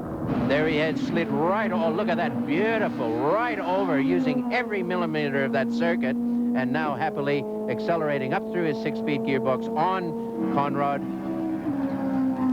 44 years old, he lives in Jersey, he has 2 charming daughters, a charming wife, Rhonda, and Derek likes Australia just as much as he likes this track. He's on into the Caltex chase, down to the last left-hander, and the fastest time that he's challenging, 2 minutes 18.265, Paul Morris's time. And it's going to be quicker, I think. Remember, he was quicker at the split. He's the 5th of the 10 to go into the race at the top. And yes, nearly a a full second faster. Derek Warwick is the fastest that we've had so far in the Vectra. Derek, 17.31, you've slaughtered your best time from qualifying. Yeah, the car was pretty good. We made a couple of changes after the warm-up this morning, and a bit disappointed, lost a little bit of time coming through Forest Elbow. My fault. But yeah, happy. You know, there's a long race tomorrow, 161 races, 161 laps, and this Vectra can win the race tomorrow. You said during this week that this last year was very much a steep learning curve for you. This year, you're here to win the race. Yeah, we've done a lot of testing here. AAA have done a good job with that. We've done a couple of 1,000-kilometre tests, and we're here to win the race this year. We're a lot better organised, and we feel very comfortable. Here's the man who wants to win this race so bad he can taste it. Brad Jones in the #1 Audi. He's been third here before, he's been second here before, and he considers himself unlucky not to have won. What can he do here? He can do an enormous amount. He's in the four-wheel drive Audi Quattro. He is the reigning Australian 2-litre touring car champion. He has been that before. And I can tell you, because he took me round in the Audi Quattro last year, that driving with him was one of the most stimulating experiences I have ever had. Stimulate now and watch Brad Jones in the Audi Quattro. It's a heavier car than most of the others, but that means that it should be very reliable. It also means that there's a lot of extra weight to stop. Yes, those brakes have got to be superb, but they proved last year with their very good second-place finish. Brad seems to be concerned about something in the car. He's rocking his head around. I don't know what that is. Haven't seen that before. It's certainly not the car throwing him around, but he has settled down now for the right-hander through Volvo Bend, and he certainly knows this circuit. It won't be the circuit that's perturbing him. Right up on the curb. The four-wheel drive Audi gives him the stability through the corners that some of the other cars don't have, so you may see Brad really using the curbs a little bit more than some of the other drivers. And I have to say that this modern technology is sensational. We're riding literally with Brad Jones. Look at the way he's clipping the curbs, almost scraping the walls as he goes through, finding the ideal line, sizing up the apex, hitting it exactly, braking at exactly the right points too. And the speed is awe-inspiring. Is the split going to be awe-inspiring? It needs to be round about 1:13, and that is it. But he's 9/10 of a second off the fastest time we've had so far at the split, and that was Derek Warwick in the Vectra. And Brad Jones is the 6th of the 10 cars in the top 10. We're building up to the man who was fastest in the top 10 runoff. Here we go now, out of Forest Elbow, down onto Conrad. Just be a fabulous view here for him now. Like everyone else, up through the 6 speeds, he'll bring his Audi up to near on 260k. We expect a tight run through the chicane. I'll bet he doesn't back off one iota on this right-hander through the chicane, and then hard on the brakes as soon as we see the corner in front of us. Now, thinking about brakes right about now would be a good idea. Left-hander, oop, a little bit wide there. Little bit untidy there. That's cost him time, Murray. I think we're going to find when the car stops that Brad had a problem. That nodding head of his was most unusual, to put it mildly. He was nearly a full second off the time at the split, and he goes over the line, and his time there is, well, he's third fastest. Warwick is faster, Morris is faster, but Brad Jones is only third quickest so far. Well, Brad, third fastest time of the shootout so far, 2:18.37. Yeah, you know, it's about the best we could do today. The Audi, with carrying the extra weight and being four-wheel drive, isn't all about one-lap screamers, unfortunately, as disappointing as that can be. But we'll be there on Sunday. We're a little bit closer to the front than we were last year, and I think that we're a bit of a chance. I think the cars are strong, so if you've got a few bucks, go and put it on us. A philosophical Brad Jones, but I tell you what, if this is Derek Warwick's last touring car race, he's determined to go out in a blaze of glory, isn't he? I've been actually very impressed with both him and John Cleland. I think they did learn a lot from last year. They don't want to be in the pits at about lap 10. They want to go for the 1,000k, and I think if Derek's going to retire, then he wants to retire with a good finish. 2:17.31 in these cars, that's very, very respectable, isn't it? Yes, it was, and it was a full 1.5 seconds off his best from yesterday, Gary, and that is important. It's very hard to improve on what you've been doing all week, and I think he had a very, very good run. Should be happy with it. Yep, all right, 6 down, 4 to go. By the way, if you're into motorsport and into memorabilia, boy, we've got something special for you this weekend. How would you like to share the Bathurst legend with the legend himself, Peter Brock? You could win one of these framed limited edition 1997 AMP Bathurst 1000 posters, personally signed by Peter Brock to commemorate his last drive in the great race. There are 10 of these collector's items to be won. Don't miss your chance. All you have to do is call 1902 555 990 and tell us who is the official sponsor of this year's Bathurst 1000. 1902 555 990. And the top 10 duel continues when we return to Mount Panorama.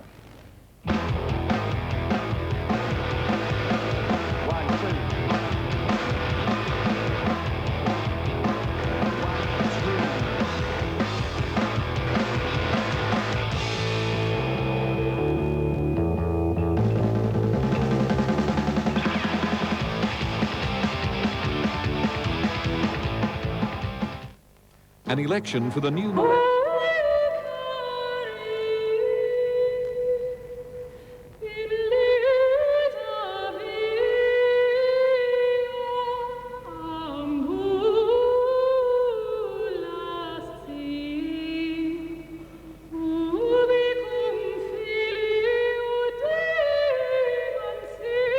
If you turn left on the road to Bathurst, you end up at Jenolan Caves. It is a glorious spot. If you haven't been there, you should be ashamed of yourself.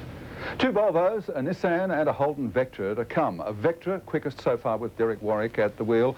Alan Moffat, Brad Jones was philosophical, but I think a bit disappointing, especially that he didn't better the time of the second Audi. Well, not only that, he didn't actually better his own time from yesterday afternoon, Gary, but all of these drivers control their onboard roll bars, front and rear, inside the car. And he wasn't, what he was fumbling with was trying to get his roll bar setting right, and it just cost him half a second. Let's take a look at the top 6 as they stand at the moment, and Derek Warwick fastest, 2:17.31, then Paul Morris second quickest ahead of Brad Jones. Good performance by Paul Morris. They're the top 3. The 4th fastest time was posted by Lee Brooks in the Honda, then Cameron McLean and Peter Hills in the Ford Mondeo. Well, there is no tougher race to win than this AMP Bathurst 1000, and the biggest obstacle, of course, is the track itself, this unique Mount Panorama circuit. Demands on man and machine are extreme. No car is going to make it without a strong-built chassis and an even stronger-built engine, and no driver is going to bring it home without talent, toughness, and both physical and mental. And, of course, then there's luck. Well, Alan Moffat says that the harder you work, the more luck you have. But in the Bathurst 1000, your destiny is hardly ever in your own hands. Bathurst is about survival as much as winning, and this track has 1,000 ways to bring you undone. From the starting grid, it's a short, sharp dash to the 90-degree left-hander at Hell Corner. Then a long charge at maximum revs up Mountain Straight and into the right-hand climb through Griffin's Bend. But there are no guarantees you'll even get started. In a famous case of gridlock in 1984, clutch failure stranded Tom Walkinshaw's British Jaguar, and the resulting mayhem cancelled 2 other cars as well. It does get frantic, and the key is to keep your head. Unfortunately, someone else is bound to be losing theirs, and I well remember almost being punted over the pit wall in my Mazda RX-7 that same year. Mountain Straight means foot to the floor, slipstreaming and jockeying for position before the critical climbing turns ahead.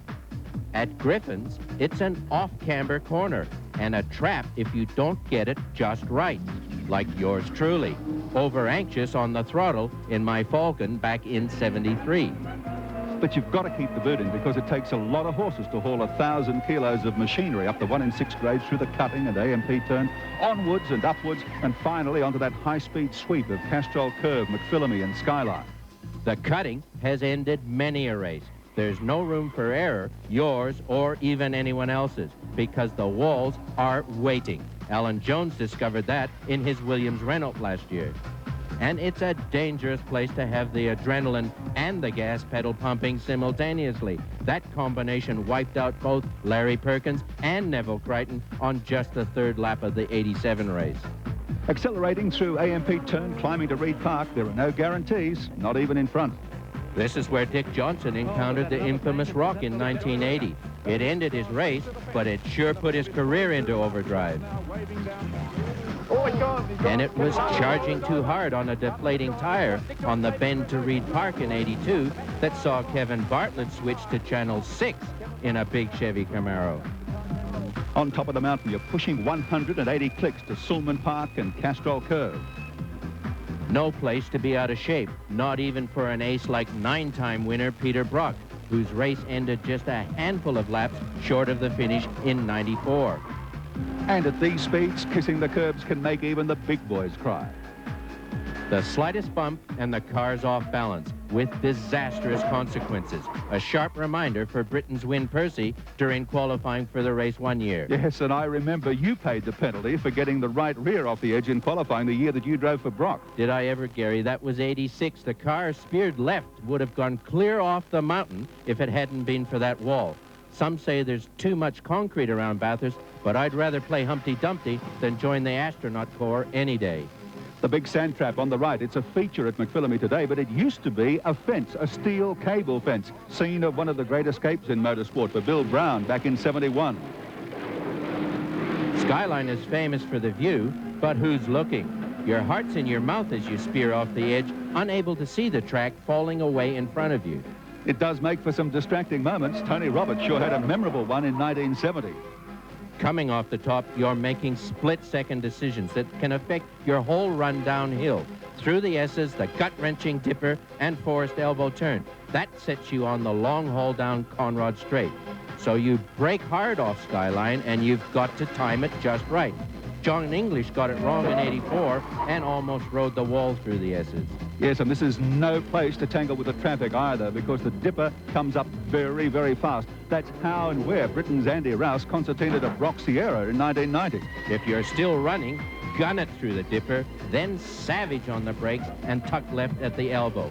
Power down and drift through the corner for maximum exit speed onto Conrod. And avoid the walls, although there was no wall on the right when Dick Johnson made his spectacular exit into the trees during qualifying in '83. The weather always compounds every error, and that combination red flagged the race barely 20 laps from the checkered flag in '92. Jim Richards, winning Nissan GTR, finished on the back of a salvage truck.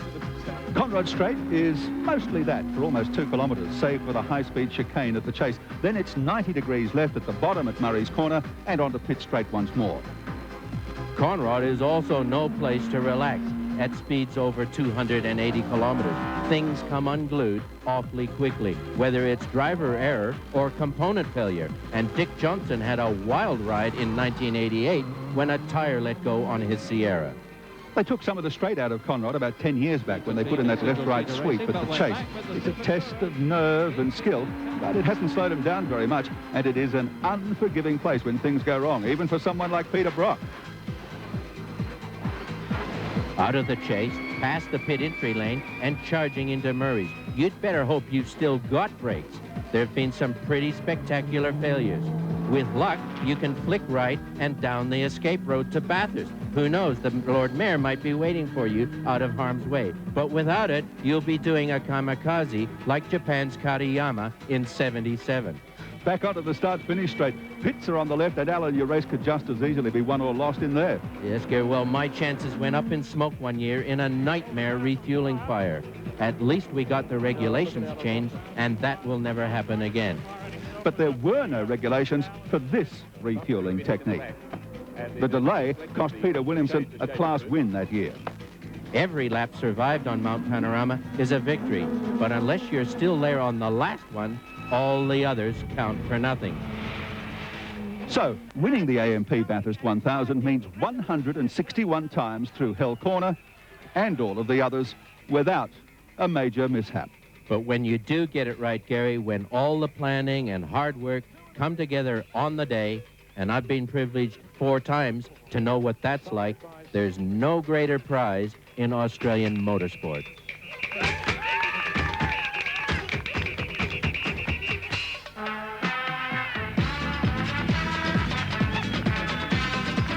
Here's a look at the Mount Panorama circuit and just some of the famous incidents here over the years. Righto, top 10, 6 down, 4 to go. Let's get back to the track. The Volvo S40 of Tim Harvey makes his way down Conrod Straight. And boy, is Tim here to show people how he can drive. He's had a disastrous season in the UK driving for Peugeot and expects to put all of that right this weekend with the Volvo and has the machine to do it. Yeah, he's a lovely bloke, Tim, a tremendous motorcycle enthusiast.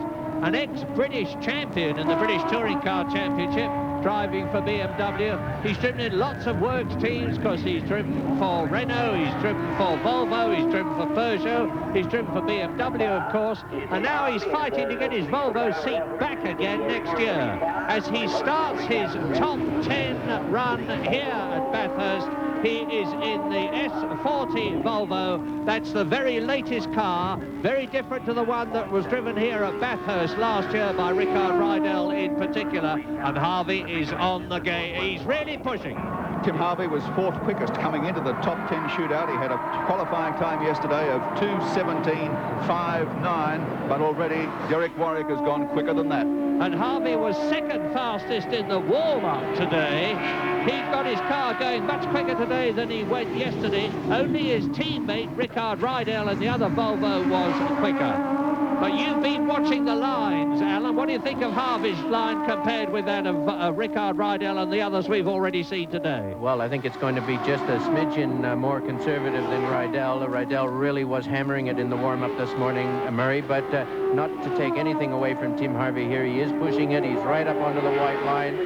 Fast through here on McPhillamy, the right-hander right there on the curve now, nicely placed for his approach over Skyline, down through the P&OSs. Here we go now, nice again on the curve. Good split, so he's looking faster than he's going faster than he's actually looking. He's hammered it through the dipper, picked up time there, no doubt. And again now right over here onto the rock face. Could have used a little bit more of the road there, but he's brought it in tight, let the car swing over towards that wall, and now good position for Conrad.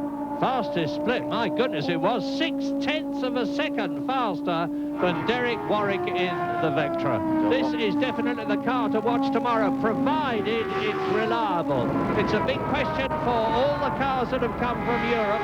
They're not used to the Australian conditions. They learned a lot last year. And Tim Harvey looks to me as though he is going to be faster than Derek Warwick, the quickest man that we've got so far. His time was 2 minutes 17.31. Will this be the first of the 2 minutes 16 laps? Tim managed that in the warm-up this morning. We wait to see as he comes over the line. Yes, Tim Harvey, premier position, 2 minutes 16.47. Tim, almost the second faster than the quickest out there, but what was impressive, you were so fast across the top of the mountain. Yeah, I mean, the car is fantastic across there. It's the best car I've ever driven across the top of the mountain, and, you know, that's the Volvo's strength. It's so secure in the fast corners, but I just love this track. I enjoyed the lap. You know, I don't know if it's good enough for pole, but whatever happens, I really enjoyed that lap. Stephen Richards, 26 years old, son of the great 5 times Bathurst winner Jim Richards.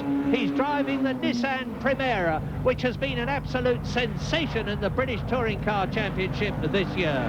It won the Constructors Contest, it won the Teams Contest, it very nearly was driven by the man who won the Drivers Contest. And Stephen Richards has been in England all through the summer, working with the Nissan organisation as their test and development driver, so he knows this car perfectly. He knows Bathurst extremely well, of course. They've been fastest in the practice in this car, and he was 3rd fastest in the runoff for the top 10. So there's only 2 cars still to go. Steve Richards is challenging the fastest time we've had so far, that of Tim Harvey in the Volvo, 2 minutes 16.47, and it's vital for Richards to go faster, because if he does so, he's going to be right up at the front on the grid. And he knows that his dad shares the car to follow, Alan Moffat. Yes, well, he's not going to be worrying about what his dad's doing at the moment. The concentration necessary to get a good lap here on a single exercise on a Saturday morning has always been very demanding. He went right over to the curve there on Volvo Ben, exactly what you want to do. Now he wants to pull it up here close into the rock face and let the car slide over to the right. He's doing that. Could have gone a little bit closer to the wall on the right, but of course I'm not driving. That's his decision. And now up through AMP, where the car acceleration starts to really get on it. He'll be up into 4th gear and now fading it through the left-hander here. It looks simple on camera, but the car starts to go over towards the right-hand side. Now he's thinking about how is he going to place himself for Skyline. He rode the curb there, which is a brave move. Has to have the car stable here, on the brakes, down through the dipper. And how's the split looking, gentlemen? He's 2/100ths of a second quicker at the moment. 2/100ths of a second, but that'll do, thank you very much. You just have to be quicker. It doesn't matter how much quicker, provided you are. And there's still 2 cars to come. This car is razor sharp. It's a precision instrument of a racing car. Brilliant bit of driving. Stephen Richards knows Bathurst, of course, Mount Panorama circuit extremely well, having driven here several times before, and he's right on the pace here today. And plenty of help for this team from Nissan Motorsports Europe. This is one of 6 new works cars built at the beginning of this year. It went to Germany, it went back to England, it's been prepared for endurance spec.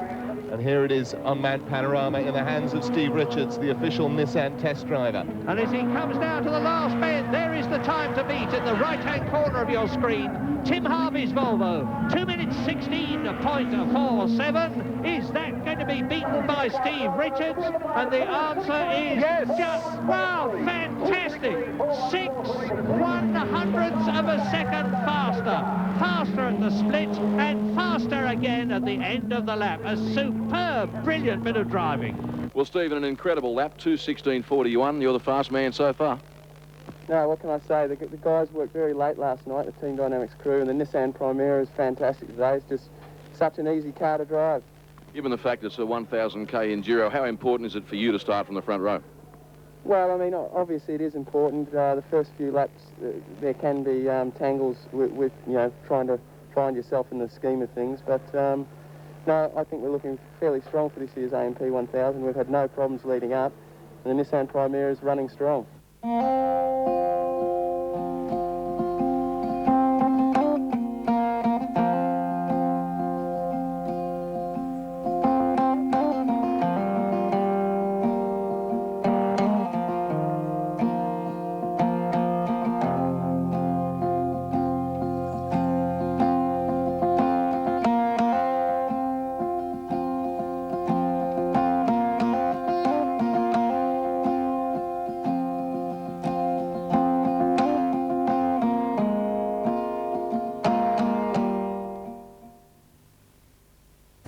Welcome back.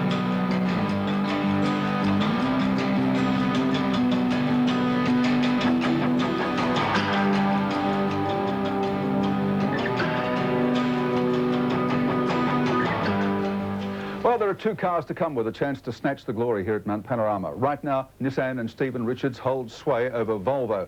But the next car to come is the lead car from the Volvo team, shared by the British touring car champion Rickard Rydell and Steve's father, Jim Richards. Right now, David Tapp is in pit lane with the Volvo team manager, Ken Page. Well, Ken, Rickard Rydell recording a lap time this morning of 2 minutes 15.8. You found more pace overnight? Well, we hadn't been really into qualifying before now because it hadn't been so important, so we're now into it, so we expected to go faster. Tom Walkinshaw Racing in Europe has sent across 22 personnel for this race. It represents a pretty big investment on winning. Yeah, well, it's an important race, and we wanted to bring our whole team, plus the support from George, which adds up to a fair few people, but it's an important race, so that's what you need. The car's form in Europe this year speaks for itself. You've also got a very solid driver lineup. Every reason to feel confident. Yeah, we feel confident. I think we're capable of winning, but you've got to last 1,000 kilometres and a lot can happen, so we're not taking anything for granted. Here's a man who went under 16 seconds in the warm-up earlier today. Yes, and it is Rickard Rydell, the reigning British touring car champion of 1998. He's been driving for Volvo for some years now, but they've got this new S40 that you're looking at, the new shape, the new construction, the new specification. It's a beautiful looking motor car, and boy, is it quick. Rickard Rydell, I had a pizza with him last night, and he looked like what he is, a Swedish florist. Very quiet, very laid back, but he comes alive when he gets in the car. I thought you ate pizza with Damien Hill. I eat pizza with anybody. And so, over the line, there he is. A good run through the first corner, Murray. He looks very relaxed in the car. I don't know why he's looking in the rearview mirror. There's no one there, but just force of habit. Drivers do that as they go up through the gears, just checking on their competitors. So that's a reflex action. What sort of things would they do to the car before the top 10 run, Alan? Well, certainly they'll only have a couple of liters of petrol. They will have the driver will have chosen the tires that he had just kissed in one laps to be exactly happy with them. They won't go out there with absolutely green tires. And, of course, the engine will have perhaps a few little goodies done to it that the engineers won't even tell us about. Next time we look inside the car, look for that sequential gear change. The vertical gear shift lever, which is sticking up out of the floor, he just nudges it forward to change down, pulls it back to change up. Smooth, effortless. And look at that. This is a tremendous lap. It looks visually much quicker than anything we've had before, and the split is going to tell us 0.6 of a second faster again. He's absolutely flying here. Look at that, again on the curb, on the exit of the dipper. That meant he was really happy with his momentum, had the car under full control. Watch this right up against the rock wall there, over the white line, now fading it through tire power again over the white line, taking his chances with the wall, with the fence, some fence. And they're looking so calm and relaxed coming down Conrad. Yeah, Alan, you and I were gasping at his driving the small when we saw the warm-up, because he was almost hitting the wall. Statistician Nigel Greenway tells me that when he did the sub-16 this morning, he never got under 12 seconds at the top. So he's going faster than that already. So is this going to be the fastest lap we've had? When he did the warm-up, it was 2 minutes 15.825. The fastest lap we've had for the top 10 so far. Steve Richards, 2 minutes 16.4. This is going to be it. This is definitely going to be it. 14. And what a lap! 1.5 seconds faster. 2 minutes 14.9. Surely that is not going to be beaten. Rickard, absolutely sensational time. Congratulations. Thank you. That was a very good lap. I got the whole lap right. Rather than warm up this morning, I wasn't really happy, but the car was really good. I was really pleased. Gave an indication in the warm-up this morning, though, because you were particularly quick, and again, across the top of the mountain, the cars are performing brilliantly, aren't they? I think the best places for us is through the quick corners, and also as you go over the hill and going down through the dipper. That's where we make up most of the time, I think. You know, of course, long race tomorrow, 161 laps. It's more about patience than anything, isn't it? Exactly. Qualifying is not really important. Of course, it's really nice for us, the drivers and the team, to be on pole position for tomorrow. But it's 6.5 hours, 1,000 Ks or so. So it's going to be a hard, long race for sure. Fantastic today. Congratulations. Thanks a lot. Thank you. Well, it takes a good drive for you to have your heart in your mouth, Alan Moffat, on behalf of another driver when you're sitting up in the commentary box, but that did it. That was a superb lap. It really was, scary. The way he went down through the dipper was the beginning of it. Almost taking the door handles off at Forest Elbow and then sliding through the corner. He almost hit the wall on the outside, but he didn't. He had it under control. And I'm really impressed with this fellow. If Volvo can't do something with him as an ambassador behind the wheel, they're not going to have anybody doing anything for them. 2:14.92. That's as good a drive round here as anybody's ever done, the equivalent in any car. Well, yes, we only have to think of a certain other brand with about 4 more cylinders that I can think of. Very lucky to break 11 seconds, so I think that's a superb time. A credit to the Volvo team, the Volvo engineers, to TWR, but most particularly to Rickard Riddell. 9 down, 1 to go. Last chance coming up. Hi, I'm Greg Murphy, and stick around, because after the break, you'll find out how fast this Vectra can really go.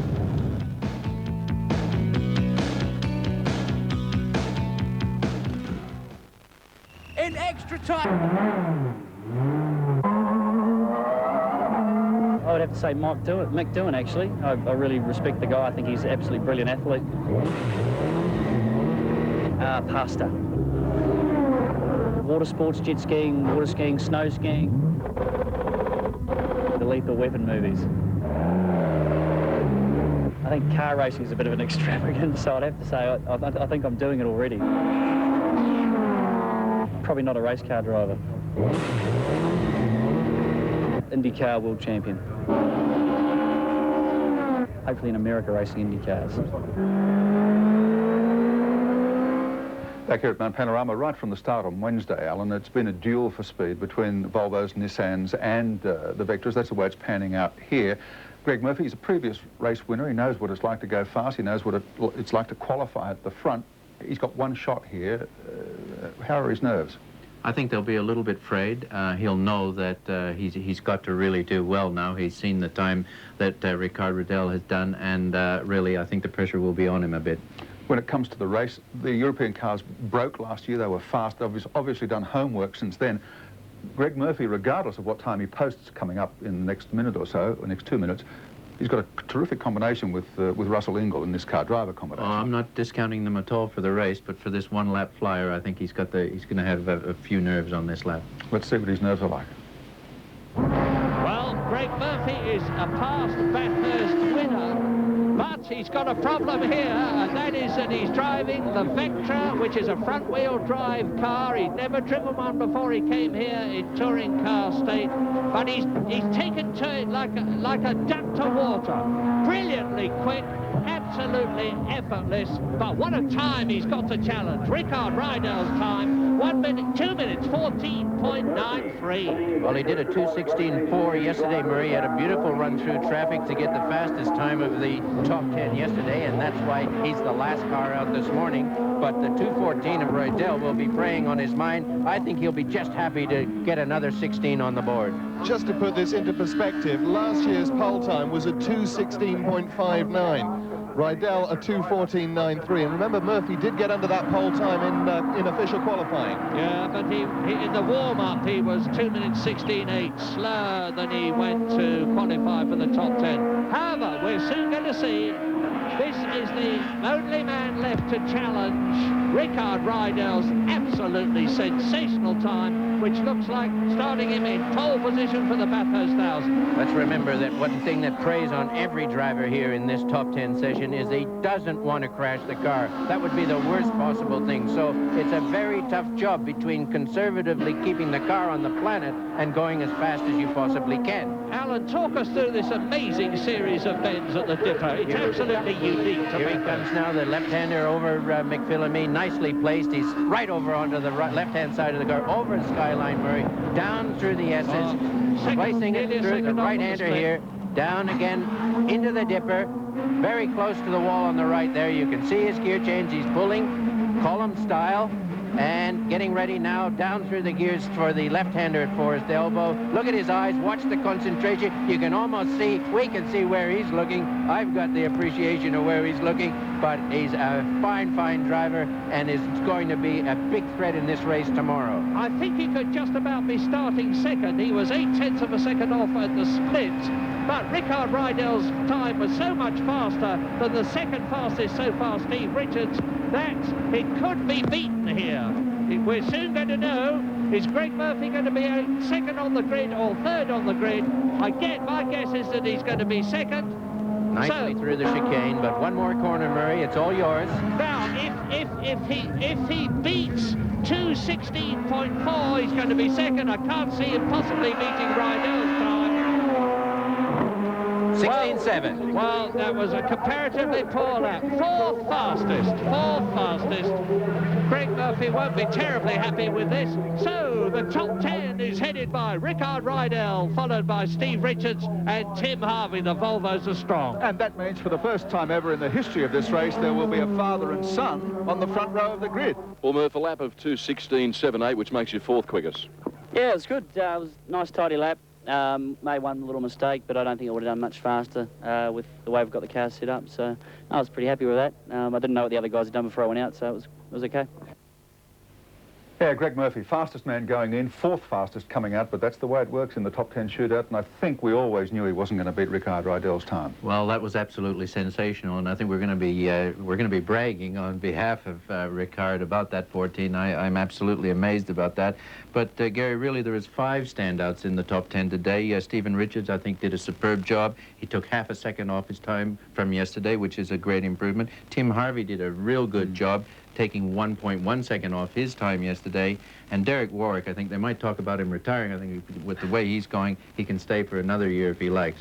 And Peter Hills in the Ford Mondeo, I thought, did a splendid job. He really did. He is the first of the genuine privateers. He's really on a shoestring with his budget, and he took a half a second off his time to stay in the top 10, and that's a credit to his Ford team. But Ricard Rydell, he's the king of the mountain today. We'll be back after this.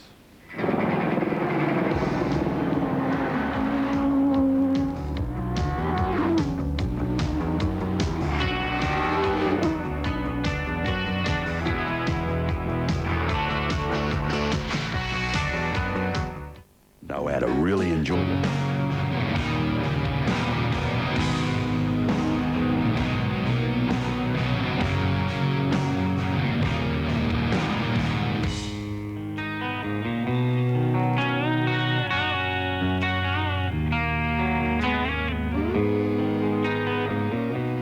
Well, the great race is tomorrow, but there's one big prize today. That's pole position. Ricard Rydell and Volvo have got it. Here's Paddy Welsh with the presentation. Well, we've just seen an amazing lap by Ricard Rydell in the Volvo, and standing with us now from AMP, the Managing Director of AMP General Insurances, Peter Corrigan, to hand over the trophy today for what was a great lap, Peter. Yes, Pat, it was fantastic looking at it up there from our box. It was came from behind and really put the wood on them for tomorrow. We're just saying we hope you can repeat it tomorrow. Some fantastic crystal to hand over, I think. Yes, so on behalf of AMP, Ricard, congratulations on a great run, and we hope it is repeated tomorrow. Thanks a lot. Thank you. Ricard, we spoke in the car, but this is obviously a fantastic team effort just to get here today. Of course, we had a really good year winning the British Touring Car Championship this year. I've been here last year as well, so I was confident with the track, I was confident with the car, and I was very confident with the team. They've done a really good job all year, and the cars work really fine around here. And I think that we have good tyres as well to start the race tomorrow. Peter, I know on behalf of everyone here, you'd love to wish them all the very best of luck tomorrow. We're looking forward to a fantastic race. Yep, we think it's going to be a great day tomorrow. All of the AMP people are really excited about it, and with performances like this, we're really looking forward to it.